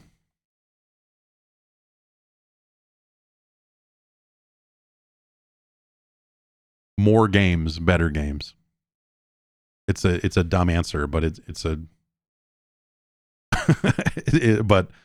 but I do think that it's a software problem. I don't know. I want to, but are we asking for things that the industry has moved on from because the numbers just aren't there? I guess is that a problem? Are the people who have been playing games for 30 years now on the other side of it demographically, and they're like, oh, yeah, it's cool that you want this stuff, old man, but not enough of you are left anymore. Like when Microsoft talks about wanting to have a billion Xboxes, or, you know, a billion people playing video games, and they want to grow the number of people who play video games. Because if you look at the numbers out there, the numbers are stagnant. They're maybe a little down in some cases, a little up in some cases, month to month. But by and large, you know, you're down 4%, you're up 1%, you're here, you know, like those sorts of things. If they want to dramatically increase the number of people playing video games, you don't get there by continuing to make video games the way that video games have been being made for the past decades, you know, past 20 years, 30 years in the case. Let's say 30 years because of the anniversary of the PlayStation. You have to do something different. And so is that phone games? Is that, you know, what do you know, is it free to play? Is it, you know, a mixture, a hybrid of games that you can play on any screen? You know, you have to, if you want to really reach that next massive number of players, you don't do it by putting out a PlayStation for $500. You don't do it, you know. You find ways to meet them where they are, and you sell games to them there. And in some cases, those games might not directly resemble the games that you and I have played for the last however many years. And so, I don't know. I look at that stuff and I don't know that I have a great answer to that question anymore, because, you know, it feels like things are at this point now. And it's easy to just like look at it all, and I get really doom and gloom about it. And I try not to, but like there are aspects of it where you go like, man, look at all these people that are getting laid off all over the place. Like, you know, the narrative around these big budget games being not sustainable anymore is still out there in various degrees. And, you know, to the extent that I believe that, like it's going to be case by case, right? I mean, some big budget games are very sustainable and making money hand over fist. But something, I think everyone kind of came out of the last handful of years here looking at the cost of single player games, especially licensed stuff, that, you know, where a licensor has to get paid as well off of that, out of that same bucket of money. And you just look at it and go like, okay, well, you need to find more efficient and smarter ways to make this work, to make this happen. You need to find more ways to resell the games that you already made. And so, you know, we see that now with, you know, Until Dawn and, you know, Horizon getting remastered again or whatever, you know, like the various work that's going to be done on that front. Like they're going to try to make sure that the game that they spent all this money making is seen by as many people as possible. And if you already played that game, that's fine. That game is not for you. They're not remastering Horizon so that you can play it a fourth time. If you want to, it's there for you. I'm sure they would love for you to upgrade and play it again and whatever else. But ultimately, you know, they're trying to reach these players who maybe are more recently in the fold and who haven't played any of that stuff and who haven't seen any of that stuff. It's the same reason why all those Wii U games came to the Switch. Because Nintendo took a look at the numbers and said, yeah, man, no one fucking played those things. I mean, comparatively to the install base we have now, you know, this is easy money for us. Of course we should do this. And you can't blame them for doing that. I think there's also the knock-on effect that, you know, I had someone float to me of like, you know, hey, part of the remaster stuff in some cases is like you've got new employees or a new team that has come together. And, you know, this is a task they can take on to kind of get their feet wet and get used to, you know, whatever it is they need to do next and learn the tech and learn what they need to do. And so there's value there because you're kind of educating your people along the way, which is kind of a fun little knock-on effect that some larger publishers can probably take advantage of. But yeah, I don't know. Like, I don't think we've reached the end for this style of gaming. I think that the style of gaming that has been around for a very long time will continue to be around. But to what degree, and, you know, will we see budgets maybe come back down to earth a little bit, or will we see games be chopped up into smaller pieces because they're like, oh, we're going to sell this over the course of 3 games instead of 2 or 1, or, you know, like, in a different version of the Final Fantasy VII remake scenario of like, hey, you know, this game's going to end up being shorter with like less side stuff. It's going to be like the fat will be trimmed off of it because we're not going to do the work to develop all of that stuff, because instead, you know, we're going to make another one. Like, we're going to try to reuse this engine and as much of this technology as possible and turn around a faster sequel while the iron is hot. Is that something that we'll see like within single player? Like, there's a possibility. I don't know. I don't know if the math works out on this. I'm just kind of spitballing, but I do think that we'll see some changes around some of that stuff because, you know, like are enough people buying DLC for it to warrant existing? Like, should you instead take those efforts and put them into the next game that you're going to sell for $70? Instead of like, oh, well, we're going to retain a fraction of our existing player base of the first game by selling them as DLC. And, you know, I guess at some point they don't care if the DLC gets played or not if you're buying it up front. You know, if you're buying the expensive version of the game. But like, yeah, do we see fewer big tentpole single player games because their ability to monetize is different than online games, than social games, than multiplayer games, where you can sell them skins for 1 to 5 years after the fact? Like, you would think so, just in terms of like, hey, like, this is where the opportunity is. But also, you're still going to have studios that specialize in making great single player games. And you can't just take every single person that's making video games right now and say, go make I mean, that's what they tried, right? I mean, like, that's what they tried to do for a while there, of like, hey, what if we made live service games? What if we did this? What if we did that? You know, and you know, you've seen how well that's worked out for Crystal Dynamics and some of these other studios that have gone and tried to make one of those for Rocksteady. I mean, Naughty Dog, maybe you even lump into some of that, I guess. I don't know. So I think, you know, you'll still have these studios that specialize in making those big single player games, and I think that you have to just figure out like what are smarter ways to make those. Do you spend less on cinematics? I don't even know where, you know, like, how do you have fewer people making those games without just falling back onto busted, broken fucking AI bullshit? You know, that's everyone thinks that's going to be their solution, or, you know, for a while there, people thought that was going to be the solution, but I think people are maybe warming up to maybe the idea of just like, oh, that's probably not going to work as well as we thought it was going to. And so, yeah, but you'll see people try it for sure.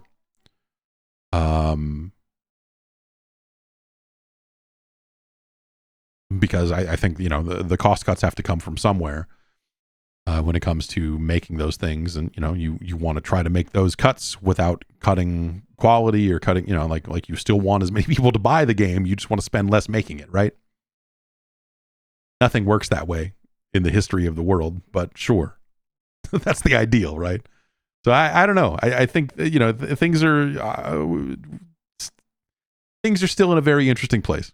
It's still very hard for experienced individuals with like years of game development experience to find jobs.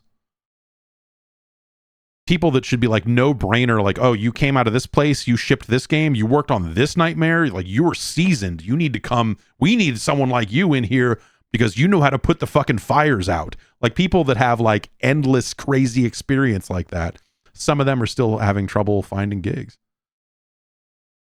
And it's crazy, like you would think that people in those positions would be like highly sought after and all of that sort of stuff. But it's just a weird time right now.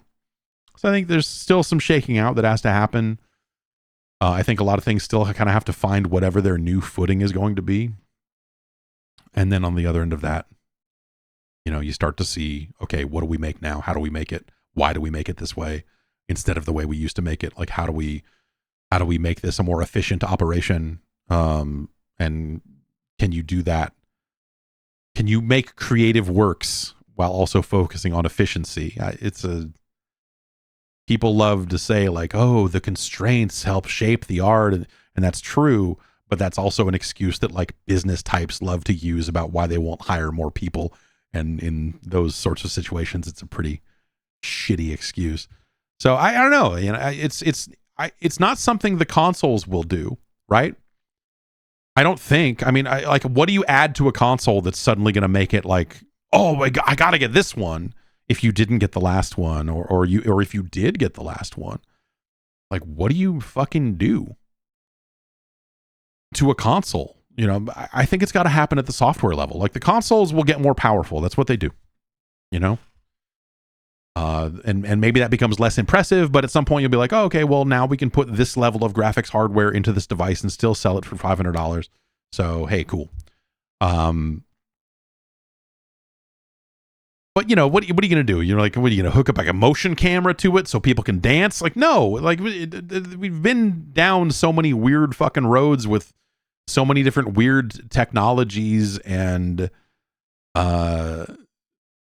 all of that it's yeah, I don't know. I don't know what the breakthrough ends up being. I would just say it needs to be a steady cadence of great games that aren't available elsewhere, that you go like, well, I have to get this. I have to get one of these, whether it's a PlayStation or an Xbox or whatever. I need to get one of these because these are the things that I use to play this. But even that is changing, right? Like if you're a super casual video game player and you don't really care that much about quality and 4K and like you don't fucking know shit about dick. God damn it. Like if you're one of those people, the cloud is fucking perfect for you, man.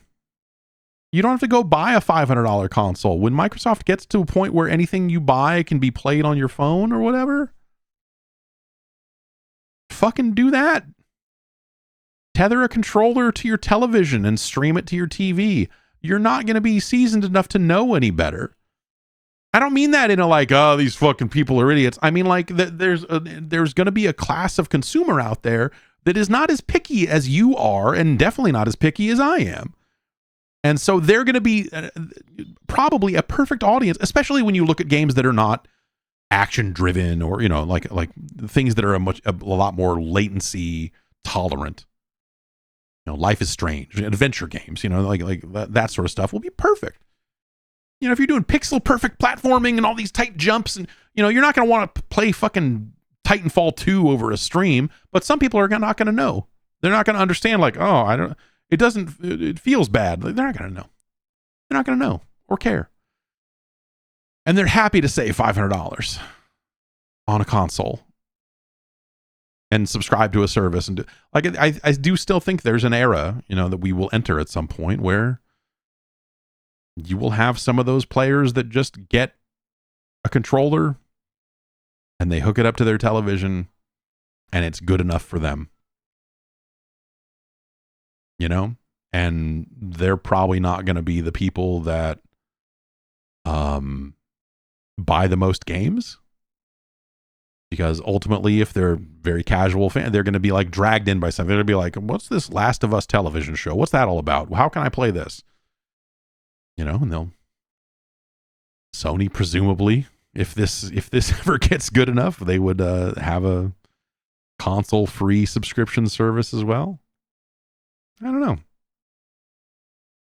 I do think that happens. I've seen enough people who care just enough about games to want to play them, but not enough to buy a console to do this. To, you know, like I think we will eventually hit a situation where that makes sense for more people.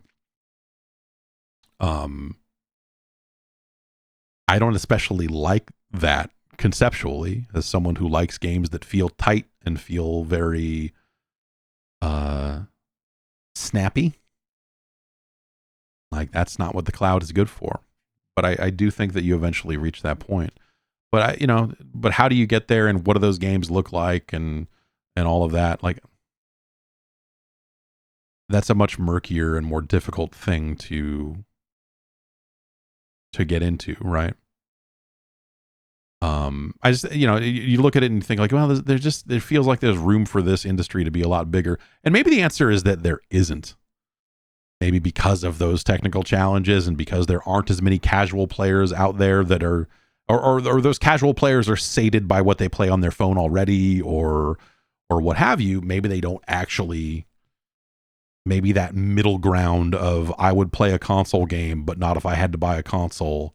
Maybe that segment doesn't grow over time.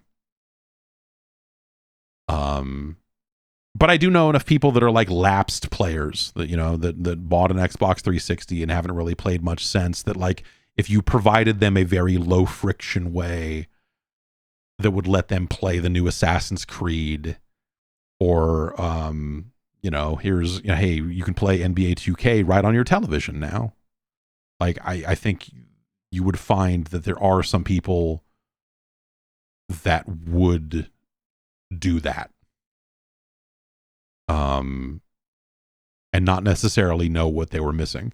And maybe you have some players who play that, they realize what they're missing, and they go, well, now I need to go get a fucking PlayStation, because this is cool, but I need to play it better, and I need to upgrade, and I need to have a console now so that I can play this stuff locally, so that it feels better, so that it does, and so maybe that ends up being a weird backdoor way to get people into putting something under their television. I don't know. It's whatever. It's foolish to sit here and talk about this stuff at some level, because I think there's a lot of stuff that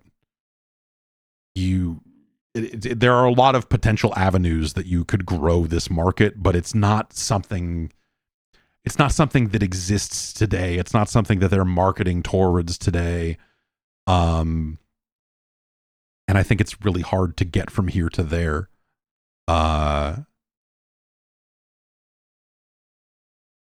So I don't know. But I think that's a possible outcome, right? Yeah. Like, yes, college football 25, great example. People that love to play the college football game every year, that thing finally came out, and what do? They had to go buy a fucking console to play it.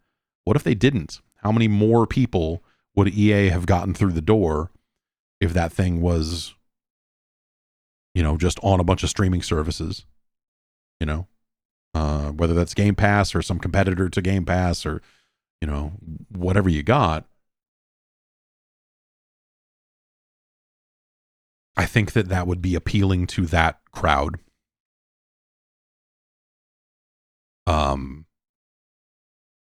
Especially if they can just try it for a month and they're like, because you do end up in that situation of just like, I can play this without buying a console. Great. I'm going to just go get a controller and tether it to my TV, or, whatever you do, and try it out. And I think those steps are weird. Like, honestly, I think I could probably Bluetooth tether a controller to my television. I would have no idea how to do that. I'm sure it's buried in those menus somewhere. Would it even work? Who knows? I know that there's the NVIDIA cloud streaming app is on my like they made that for TV or for these LGs. And so I assume you can do that, but man, that's buried in there somewhere. I'm sure this is probably the same place if you want to hook up a Bluetooth headset or something, right? I don't know. I wouldn't even know. But like if that process got easy enough and subsidized enough and, like, hey, here's, we're going to advertise the shit out of this and we're going to point people towards that because this casual crowd might be into that. Like if they really focused on it and found ways to make it just a little bit easier for players to do. Yeah, I don't know. I think you could make that viable. But it's just like, how big is that opportunity? When you think about it, you theorize, well, that opportunity is massive because you've got millions of people out there that are theoretically playing games but would never spend the kind of money on a console. So what if you could get them into this? What, maybe there's millions of people out there that would love to play GTA Online, but they can't because they're not going to buy a console for it. And could you offer something to them that way? And, the answer is yes, but again, like how many people are there? It feels like in some cases that they never even really started squeezing people in that, like they never really got the marketing or the chain of events together to go like, hey, here's how you do this. Instead, they just say Xbox is a family of devices, and you're like, yeah, okay, but but it's a console. I mean, let's not be dumb here. Like, yeah, okay, you can rebrand your PC gaming efforts as Xbox all day long and good, fine. We can do this Xbox Play Anywhere stuff so I can play on PC and on console. Awesome. They should do that. That's great. But when you get into the kind of murkier world of like person who doesn't own a console or a PC or whatever and go like, yeah, you can do this. Like they've never really done that. When they get this Android stuff together where you can buy a game and play it on the device and blah, blah, blah, that will be the next big step in the chain, right? That'll be something that they could market separately and be like, hey, get one of these dumb fucking controller shells, slap it around your goddamn phone and play Halo, play Stalker 2, play Indiana Jones, whatever. Call of Duty. They can start to push that. But even then, they can only push it to Android people and that creates confusion because if you're an iPhone guy, you're like, what? How does this work? It doesn't. It doesn't work. Well, fuck this whole thing. And so, they kind of need to get that everywhere before they can really start mainstream marketing around it. Yeah, anyway. In short, the answer of what do you do to the consoles to make them appealing? You have to start to wonder if at some point that is the wrong question to ask, because looking for players that are willing to, obviously, when you look at the sales of the Switch and you look at sales of past generation of consoles and whatever, you go like, there's more players out there that haven't tapped into this current generation. So yes, what could you do with the PlayStation 6 to make sure that everyone upgrades? Fucking, I don't know, make every PlayStation 5 on the planet explode? Make every PS4 accidentally break? Like, stop developers from shipping games on PS4 or what would be PS5 then? And say like, hey, we're not going to take any more submissions for PS5 games. Make it on PS6, motherfucker. Like, you'd force people. That'd make a lot of people unhappy. Well, you could kind of do that.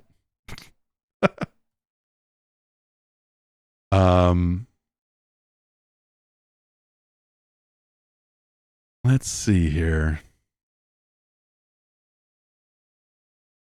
Julian writes in to talk about Skylanders. Finally, the good questions. At its height, I was a big fan of the Toys to Life games genre, especially the first Skylanders and Disney Infinity. Do you think we could ever see them release a remastered Skylanders Complete Edition or something that just includes all the toy content inside the game, or do those games lose all their charm without the portal and figures? It would be nice to be able to play them without having to get your hands on a bunch of secondhand plastic. Alternatively, is this a moot point because of an Activision Spyro licensing nightmare? So no, I don't think there would be a Spyro problem around that stuff. So they released Disney Infinity, I think 3.0, whatever, you know. The last Disney Infinity did come out on PC in like it's on Steam. I think it's still on Steam in some kind of digital format. Like, hey, this doesn't work with the Portal and the toys. You can just buy all the stuff, you know, as part of this initial purchase. And so they did a basically a digital version of that. I think the Ubisoft space game where you had your different ships and you know, the Star Fox ship was in the Switch version or whatever. I think they did an all digital version of that as well. It's not, it's weird, man, because like, yes, Starlink. Is that the name of that thing? That somehow seems impossible, but here we are. That game was all right. The Toys to Life part of it was not great, but hey.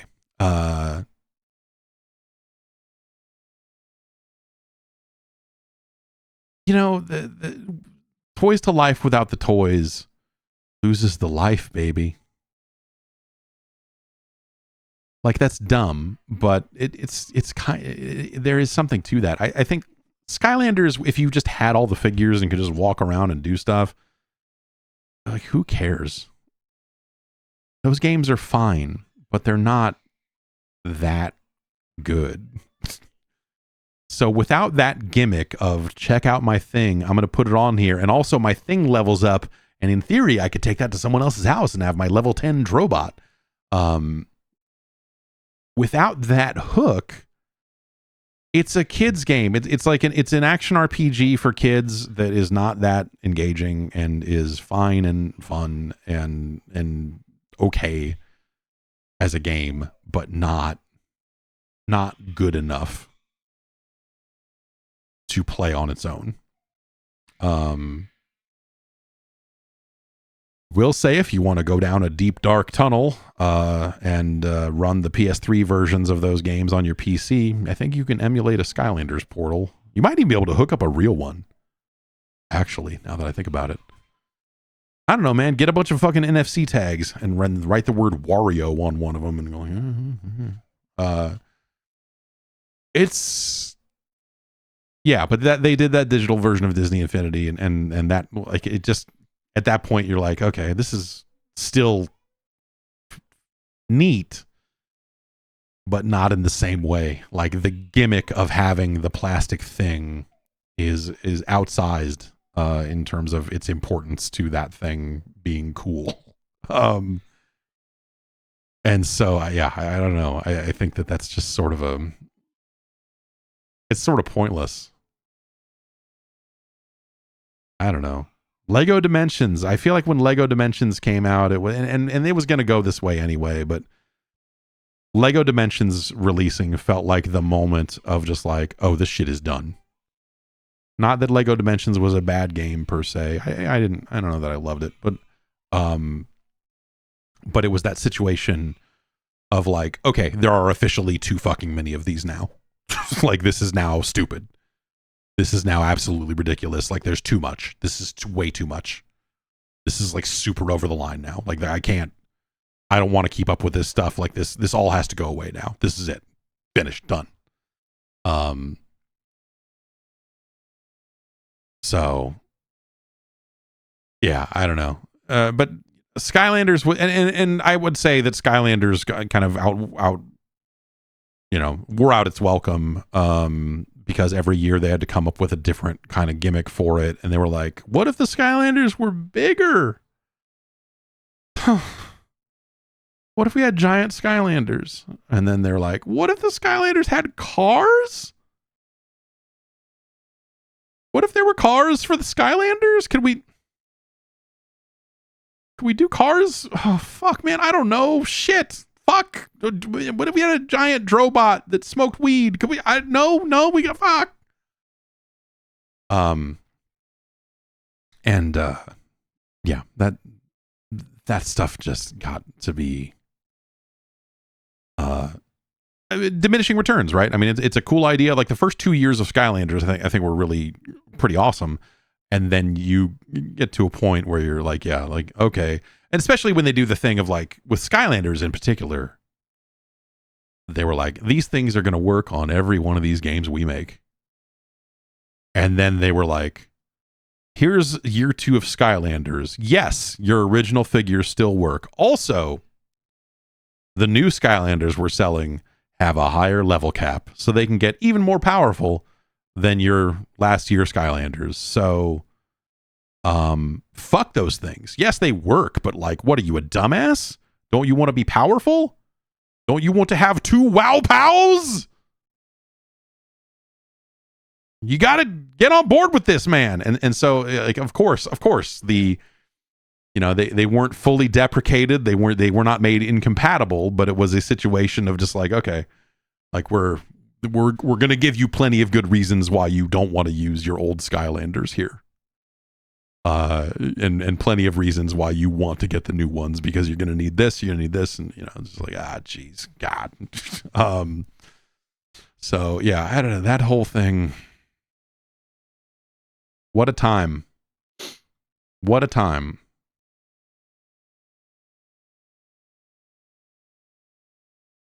And all the content was right on the disc. It was the most on-disc DLC you could get. All the people that complained about on-disc DLC, that was the moment where they were actually right.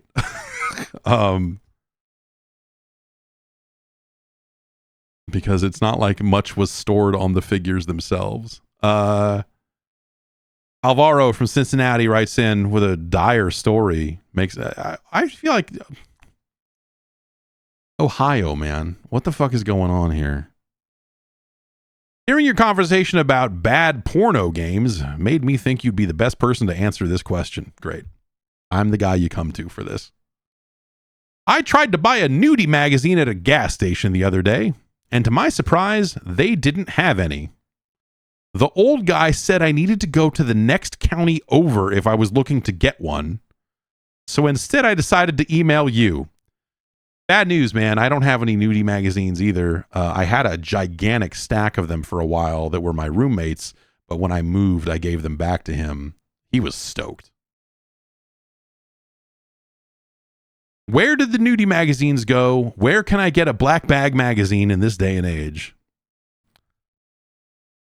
You got to check some tree stumps. You got to get out there, find some burned out cars, and look in the glove box.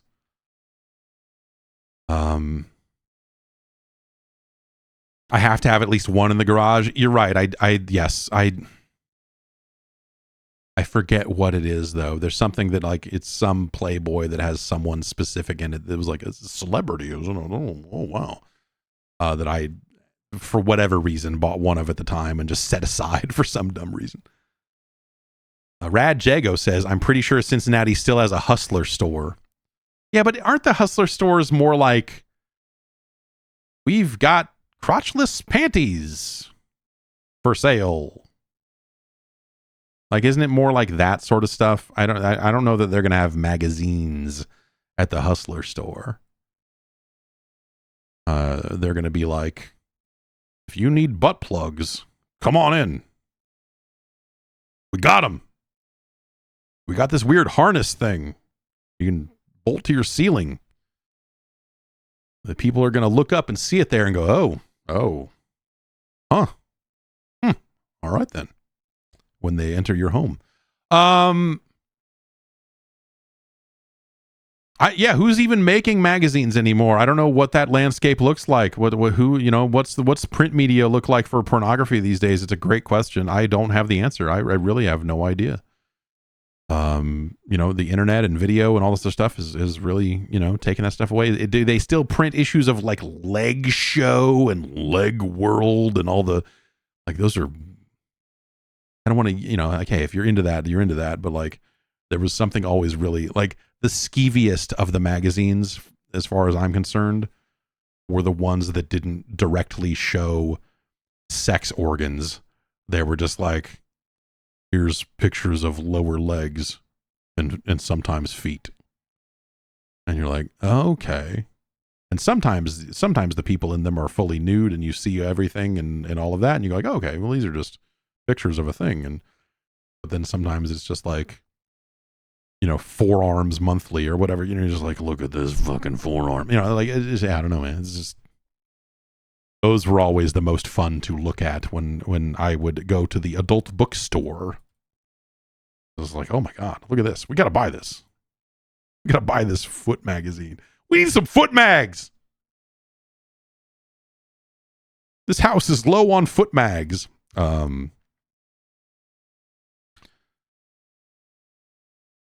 Let's see here. Kyle from North Dakota writes in and says, just in case the reporting doesn't reach you, I wanted to let you know that Pusha T plays himself in the Lego Pharrell movie and he deals Lego drugs. This is... So yes, Piece by Piece, the Pharrell documentary, the documentary about Pharrell Williams. They have decided to, instead of just make a bunch of talking head interviews and whatever else, they made it a Lego movie. And so it's Pharrell and Snoop and Kendrick Lamar and all, like, as Legos doing some talking head interviews, but then also reenactments as Legos. And so there is a story in there where Pusha T is talking about the grindin' beat, the beat that would become the hit Clips song Grindin'.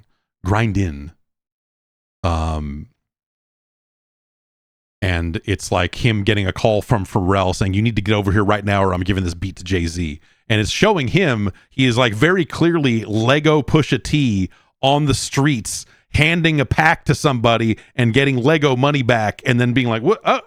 And so, yeah, it is literally, he's got them blues. He's got those blue 2x2s for sale.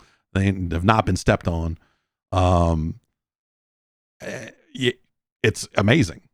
If you want to see this movie, I think it is in theaters, or you can see it in 90-second clips on TikTok, whether you want to or not. Which is how I've seen almost every interview. I feel like I have seen the entire film just scrolling through TikTok and being like, oh, huh. I will say, as I've scrolled through it and saw multiple of these interviews, I said to myself, I should fucking see this. Because it's like, on paper, I was like, that sounds fucking stupid. But then seeing it in action, filmed on someone's phone, skewed in a weird way, I looked at it and went like, this is incredible. Like, this is ridiculous. Like, what the hell? I'm sure it'll be streaming in a legal capacity very soon. But it's this this idea of like, okay, here's like Teddy Riley as a Lego telling Lego Pharrell that he needs a rap verse for Rump Shaker, which I did not know that Pharrell wrote the fucking rap wrote Teddy's rap on Rump Shaker.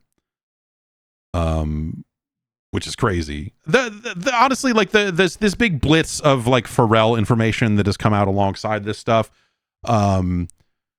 The actual fucking bummer to me is hearing that like him and Chad Hugo are no longer on speaking terms. That first Nerd album, In Search Of, the two versions of it, because the first one came out, I've told the story before, but I went to London to cover ECTS in 2001 before whatever shows happen in London anymore. Before Gamescom was a thing. I guess not in London, but when ECTS was the annual trade show over there, I went to London and that album came out while I was there and I bought it and like wore it out, man. It was just like an incredible record. And it did not come out in the US for over a year because when it came out in the US, they re-recorded all of it with live instruments. And so it's like, it's all the same songs, but it's a completely different record. Whereas like the initial release was all kind of synthy and just like more what you would expect the Neptunes to do on a record. Where then they took the guys from like Chester French or whatever. It's the first time that anyone has said the words Chester French on a podcast in at least 5 years. And and then they went and re-recorded it and whatever else. Or did like Chad Hugo learned how to play guitar? Whatever the fuck happened. Anyway, they re-recorded it and re-released it, and it was like even better. It was like crazier. It was like holy shit. Just absolute bonkers. That album and both versions of it. I'm happy to own both versions of it. Like that initial version of it kind of gets lost to time. I don't think they have it like separately on a streaming service or anything like that. It's just like, hey, the first version of this album basically is lost to time unless you happened to be in London in 2001 like I was. Anyway, Pharrell, that happy song sucks. But also it's well made. I don't want to hear Get Lucky ever again in my life. But I listened to it a lot when it came out.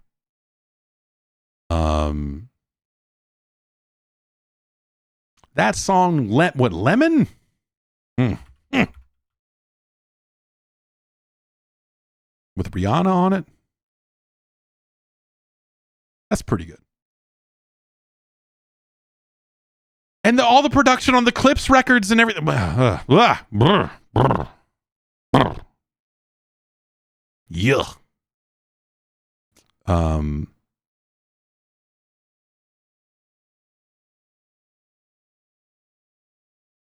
I have like one more question here. A couple more questions here.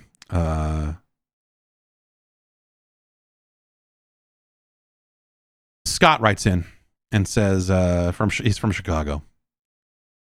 I feel like the focus on week one sales for AAA single player games is just becoming out of touch with how more people are picking what they play. Between monthly free games on PSN and there basically always being a big sale, I'm way more likely to play a discounted game I recognize from 1 to 3 years ago instead of picking up a new release. I fully intend to play Star Wars Outlaws, but I'm happy to just keep digging through my back catalog of great stuff until it shows up as a free feature or on a super sale. As the higher rate of quality releases and the proliferation of big sales on digital downloads just made new releases less of a priority for consumers. So yes, almost certainly they are not the priority that they were 10 years ago, 15 years ago, what have you. There is still a fervor that happens around big releases and all of that stuff. And so the first week sales are still valuable, but you've kind of gotten out of, ultimately you're out of the target audience for that sort of stuff. You're maybe not in that demographic anymore. Or whatever, but like, yes, all the marketing, when people hear about a game in a mainstream context, they are hearing about it with a release date, with another game, like all of that stuff happening kind of right at the moment. And so there is still a big percentage of sales happening in that first week. Some games will go on to have a longer tail because of things like sales or whatever else, where they will kind of have a second life, whether that's as a game on sale or on a subscription platform, or, hey, when this game hit PlayStation Plus, it went, or whatever. But yeah, if, people would not focus on day one sales if that was still not a meaningful metric, I guess is what I'm saying. But really what we're probably thinking about here as week one sales, you could probably say sales in the first 30 days, because there are going to be people who don't hear about a game until it's out, and so they might not pick it up until the second week or whatever. And I do think that for the people who are out there, there's a double-edged sword around this, I guess I would say, where the people who are the primary, like the largest consumer of console and PC games, the people who are out there playing the most. In a lot of ways, those are the people who are most likely to pick up a game on week one because they're wired into this shit and they got to have it. And they're like, okay, well, I got to get it now. And, they're willing to pay the price. They're not people that are going to wait for a sale. Ironically, though, those heavy consumers are also going to be the players that are most likely to have 10 other games that they're trying to play at the same time.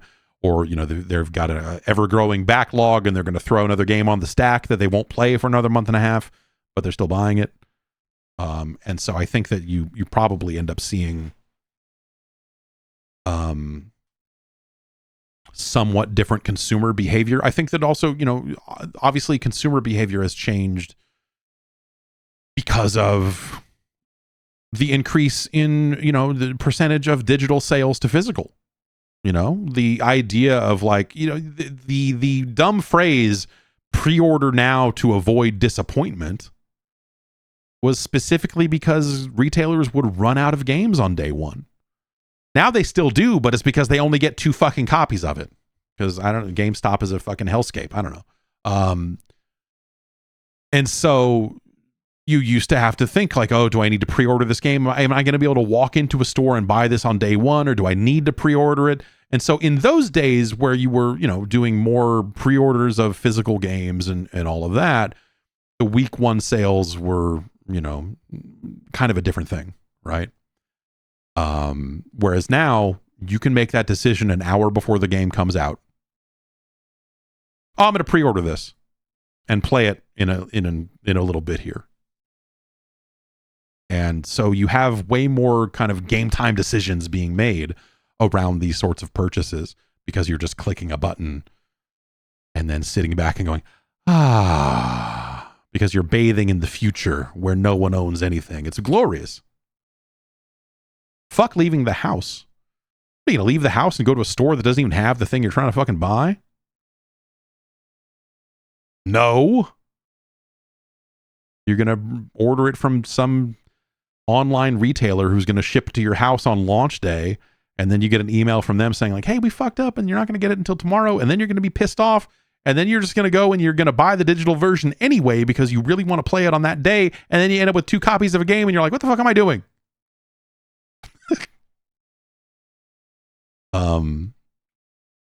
So yeah, I don't know. I think the landscape for physical stuff obviously changing is probably a more dramatic change to the overall kind of like types of sales we see out of games these days, because you don't have people that pre-order a game 6 months ago the same way that you used to. The guy that like goes to GameStop the day the game gets announced and goes like, put my $10 on fucking Assassin's Creed Black Flag. And the guy goes, okay, great. So I don't know. We tell each other all the time that pre-ordering games is stupid. And I think you can extrapolate that even further and say playing games on their day or a week of a release is stupid. But that's not going to stop anybody.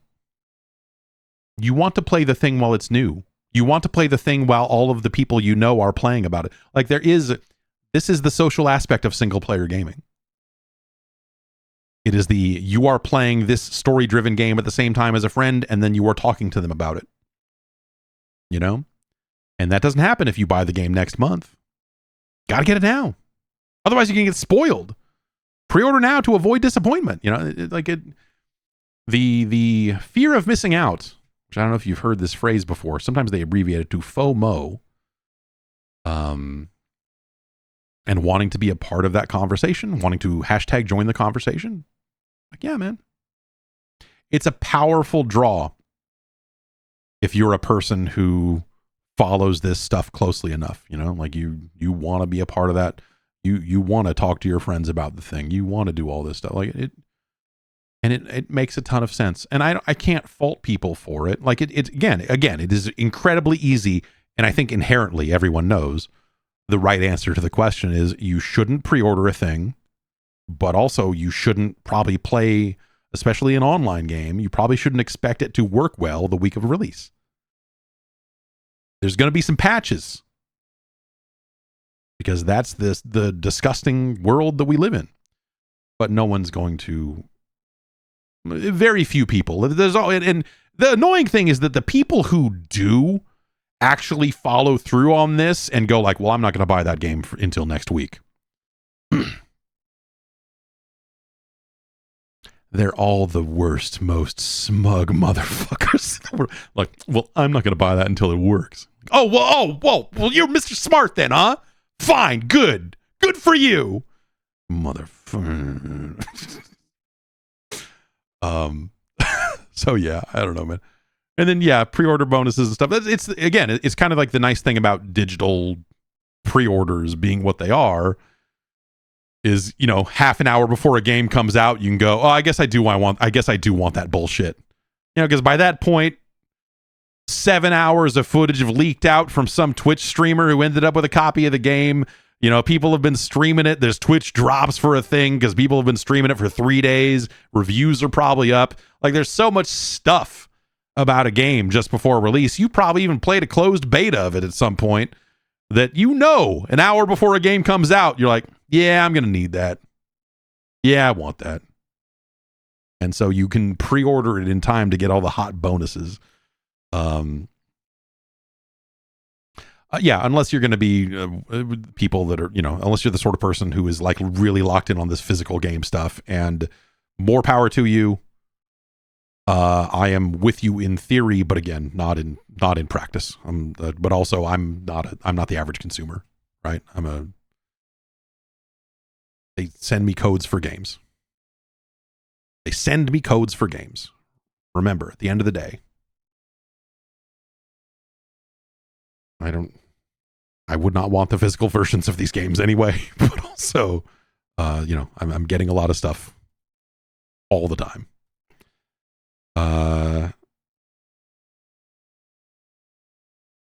Mark with one more. This is maybe our last one here. Mark writes in, says, are there console fanboys within the games industry, or is that something you just find on the consumer side? Sure. I mean, you know, like I guess, I don't know. I think there are people that have a preference. I don't know necessarily like fanboy is the thing. Like there are people, I know people who have worked for Sony and then gone to Microsoft and vice versa. And, you know, it's just kind of whatever, right? But at the end of the day, these people all have preferences, even if they're making games. That, you know, there are developers that prefer developing on PlayStation 2 because they loved the PlayStation 2 and they would put extra effort into that version of the game because that was the one they cared about the most, and whatever else. But sure, in terms of like people writing about games, like I don't know that. I mean, I've known people that have like really liked what Nintendo is putting out or whatever, right? Or they really like first party Microsoft games, but I don't know that I've really worked with people much that have been like over the line. There was someone I worked with for a very brief period of time that was like very big on Nintendo in a way that, and this was not a person who was reviewing games or anything. They were, you know, pretty separated pretty far from that aspect of the thing. There have been people that I've heard of kind of like, you know, secondhand, third hand or whatever. But it's the thing of like, there are people out there that I think are you know, maybe are giving favorable coverage to one company over another. But in some cases it's because that's their job. You know, they work for the Xbox version of a website, or they work for the Nintendo version of a website, and so they're covering Nintendo stuff. And so, you know, as a result of that, they kind of become, you know, a little bit down that rabbit hole a little bit. But I've definitely heard people at first party companies say about a writer before, oh, it would be stupid. Like, this person has applied for jobs here over and over again. We would be an idiot to hire them because they're doing a much better job for us out there.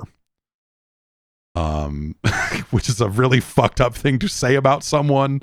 But I can think of like 2 writers over the years, 2 or 3, that I have heard someone at a hardware manufacturer say about, like, you know, a specific writer at a specific publication. It's like, oh yeah, they're doing a way better job there than they would be if they worked for us here.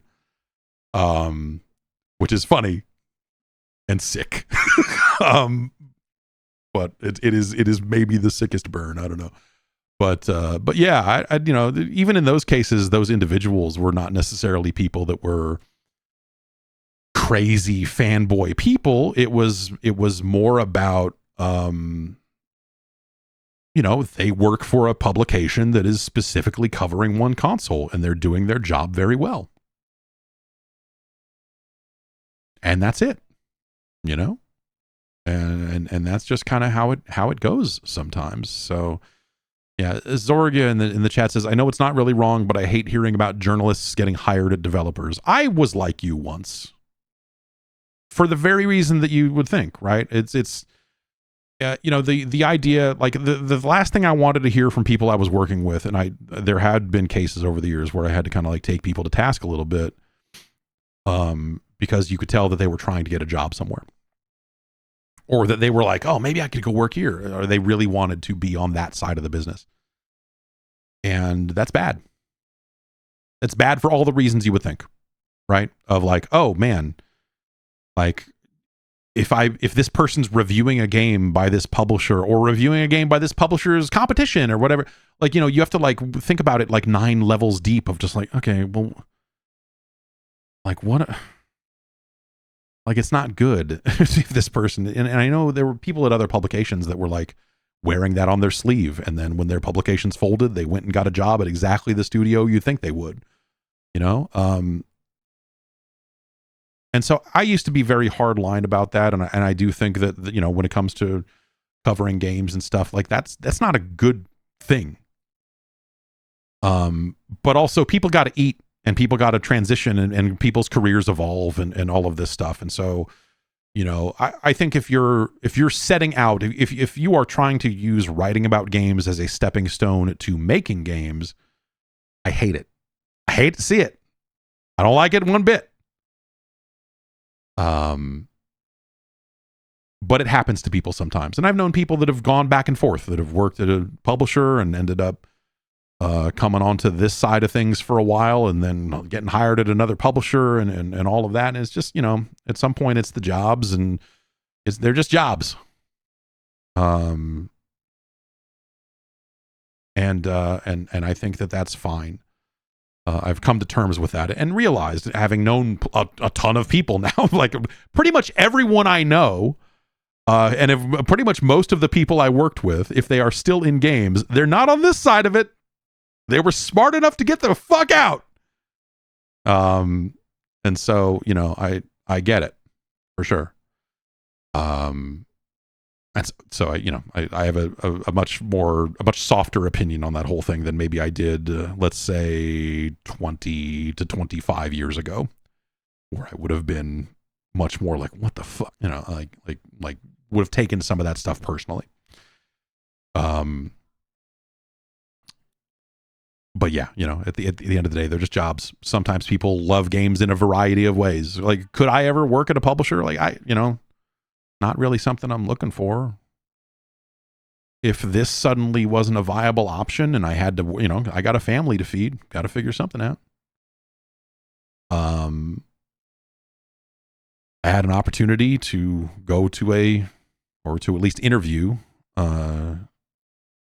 at a first party, and thought about it long and hard.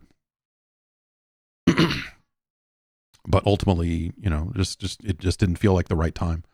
This is a long time ago. But yeah, I don't know. It's just yeah, I don't know. But to answer the question, are there console fanboys in the game industry? I have definitely known people who have worked at various levels of, like, I've known QA people that have been like super hard, weird fanboys. Actually, like I've definitely like met people who have been in QA that have been like really aggressively, like now that I really think about it, like I know a few people over the years. Seemingly they were all in QA. They were like, this console is going to do this one, and it was just like, that was always kind of weird. But yeah, no, I definitely, like, I think it's just people who love games, and in some cases they may have had experiences on one console over another, and so they have specific nostalgia and stuff attached to that platform over another one, or whatever, right? And I don't think that there's anything weird or bad about that. It's just kind of a natural thing. Like, I tend to prefer Adidas shoes over Nikes. I would probably be more inclined to buy a Ford than a Chevy at this point in time, despite my first car being a Chevrolet.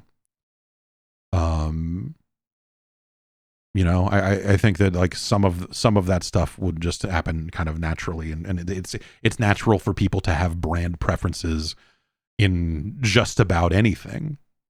For whatever reason, like sometimes the reasons are subconscious. You don't even really know why.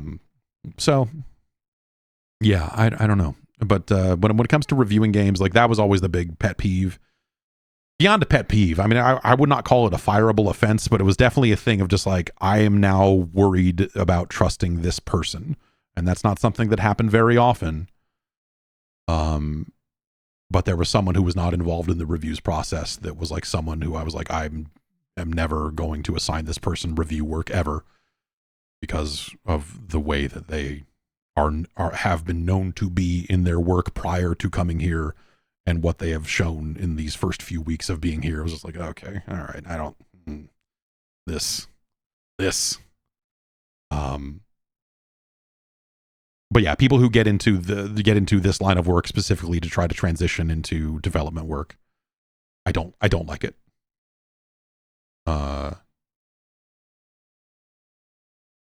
I think this line of work deserves better. I think this line of work deserves, well, maybe not anymore. Actually, what is this line of work anymore? Because I'm talking about it in the concept of like publications and outlets and all this other stuff, but like they're getting fucking ripped apart left and right, right? So like at some point, to all the people that are in those positions, fucking just survive, man. Do what the fuck you can. I don't even know anymore. But yeah, it's and I've known people that have like, there's been situations where there's been people like covering games for really small websites that have also been in public relations for not the games they're covering, but for other games. And so that's like a weird, okay, here's the thing. Someone wrote in a while back and said, what the fuck is your problem with Tommy Tallarico? Was it Tommy Tallarico? I don't know. Here's my problem with Tommy Tallarico. When he was reviewing games on Canadian television, he was working on games. He was working on audio in video games while also reviewing games. Now, we could go through every episode and see if he ever covered a game that he worked on and if he disclosed that he worked on it or whatever. But like the truth is, it doesn't matter because the behind the scenes aspect of it could be he wants to do that company's next game. And so he is in a position where he could be favorable to a game in order to curry favor with a publisher and then hopefully parlay that into a thing. I'm not saying he did any of that. It doesn't matter if he did or not. The appearance, the setup for impropriety is there all along. And so it doesn't matter ultimately if he ever covered a game he worked on or whatever. The situation is such, the optics are such that the opportunity is there for him to be like, oh, this company said they were going to use me and they didn't. Fucking 2 out of 5. And vice versa. Like, oh, I would love to work with this company. This game's amazing. I can't, like, I'm not saying that he ever once did that. But the idea that he was in a position such as that is actually fucked. That is like, so like all of it kind of like, that is really the only thing with that dude that I've ever been like, that is fucking extremely suspect. Like that is not ethically sound. The Amico and whatever else, like that stuff's just funny. I don't know. But like, to have a guy who was actively working on video games, also reviewing them and being in that specific position where they were not always framing it as this guy who works on games is going to tell you what he thinks about him. Like, it just wasn't that was not done in the disclosure on that. And it was a long time ago. Who knew, how are you going to do that? Disclosure wise, like how, like all of that sort of stuff. So I can't really like lay fault at anything other than the very idea of like, that dude probably should not have been in that position to begin with. But that is there's something there specifically where I go like, okay, that is a problem I have with that dude. The rest of it, I don't know. Like, I don't know. I've been at events with that dude and seen him here and there over the years and haven't seen him in a long time. And he's doing his thing. He's playing chess or whatever it is. But the first time I ever saw that dude was he was walking on the E3 show floor in like a crazy, like fancy suit with gigantic tails, and he had like women walking with him holding the tails of the jacket on it. And it was just like, who the fuck is this guy? Like, oh, that's Tommy Tallarico. He's done some music for games. You're like, what? The fuck? What? Like that was the first time I ever heard that dude's name or saw him or anything was that. So that was already like this is how this dude carries himself. Like, okay. And I years would go by before I would ever talk to him or anything like that. And then, whatever, he was all right. But like specifically the idea of reviewing games while working on them, that's just rotten business. So yeah.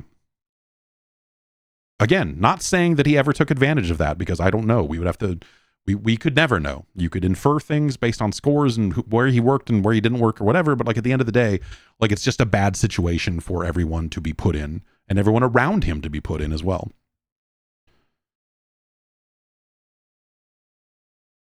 Let's see here.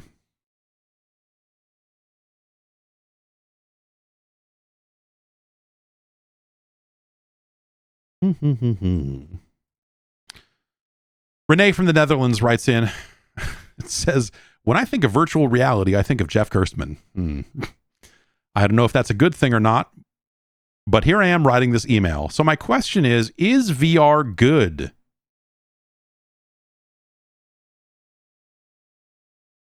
To be more precise, I like to buy myself something nice each year because I deserve it, and was thinking about dipping into VR, but is it worth the investment? I have a decent gaming laptop and one of them Xboxes, so my options might be limited. I know Facebook has a standalone thing, but giving money to Mark Zuckerberg feels messed up.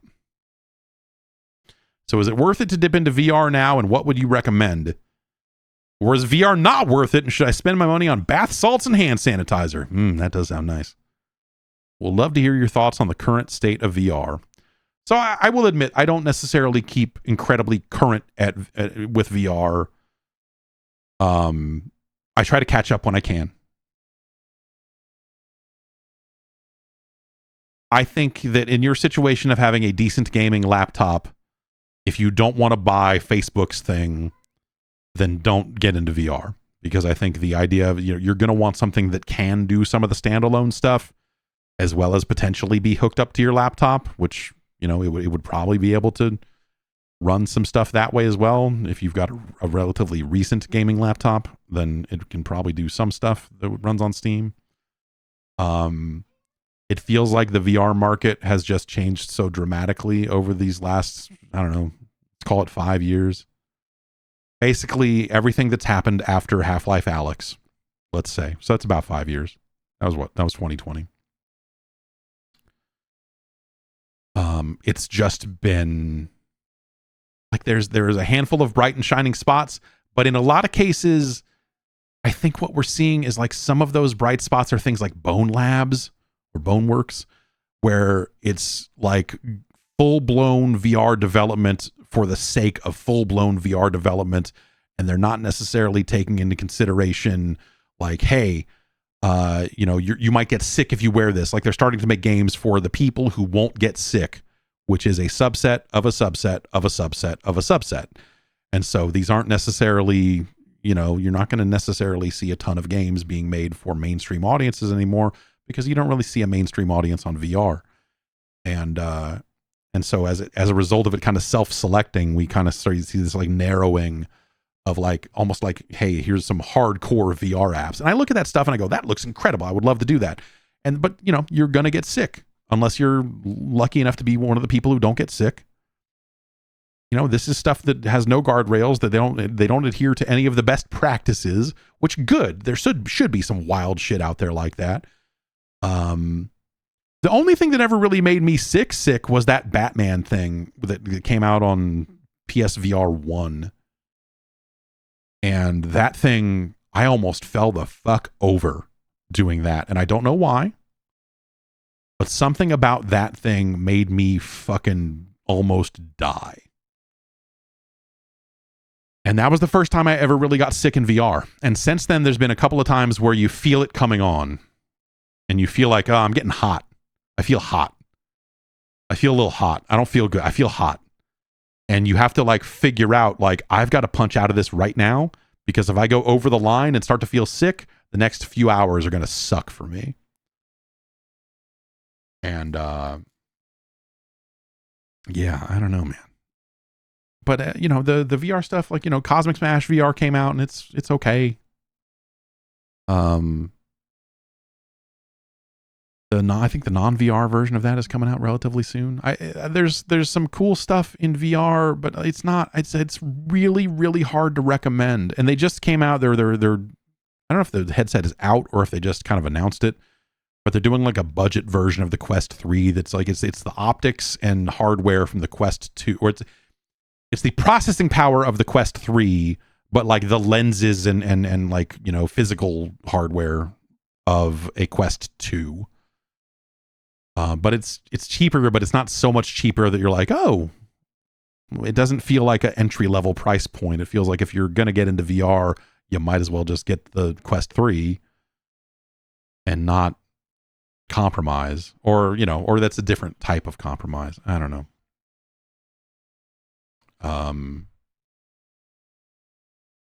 But like Half-Life Alyx didn't do it. And I think if Half-Life Alyx wasn't going to do it, then I don't think that anything will.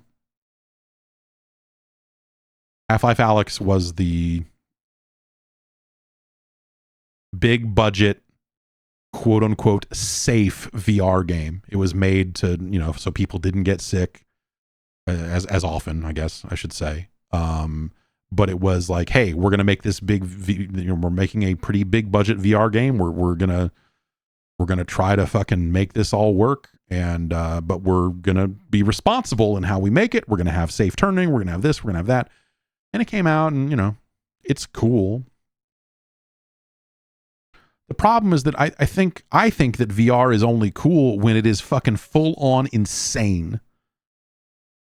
But that gets people too sick. That gets me too sick. I can't handle that for very long. So I think the time has passed.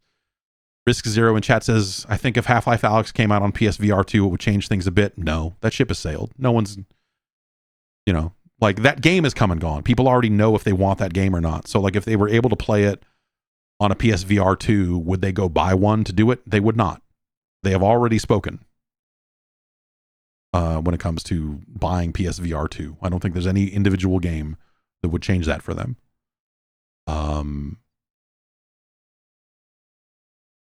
So yeah, it's.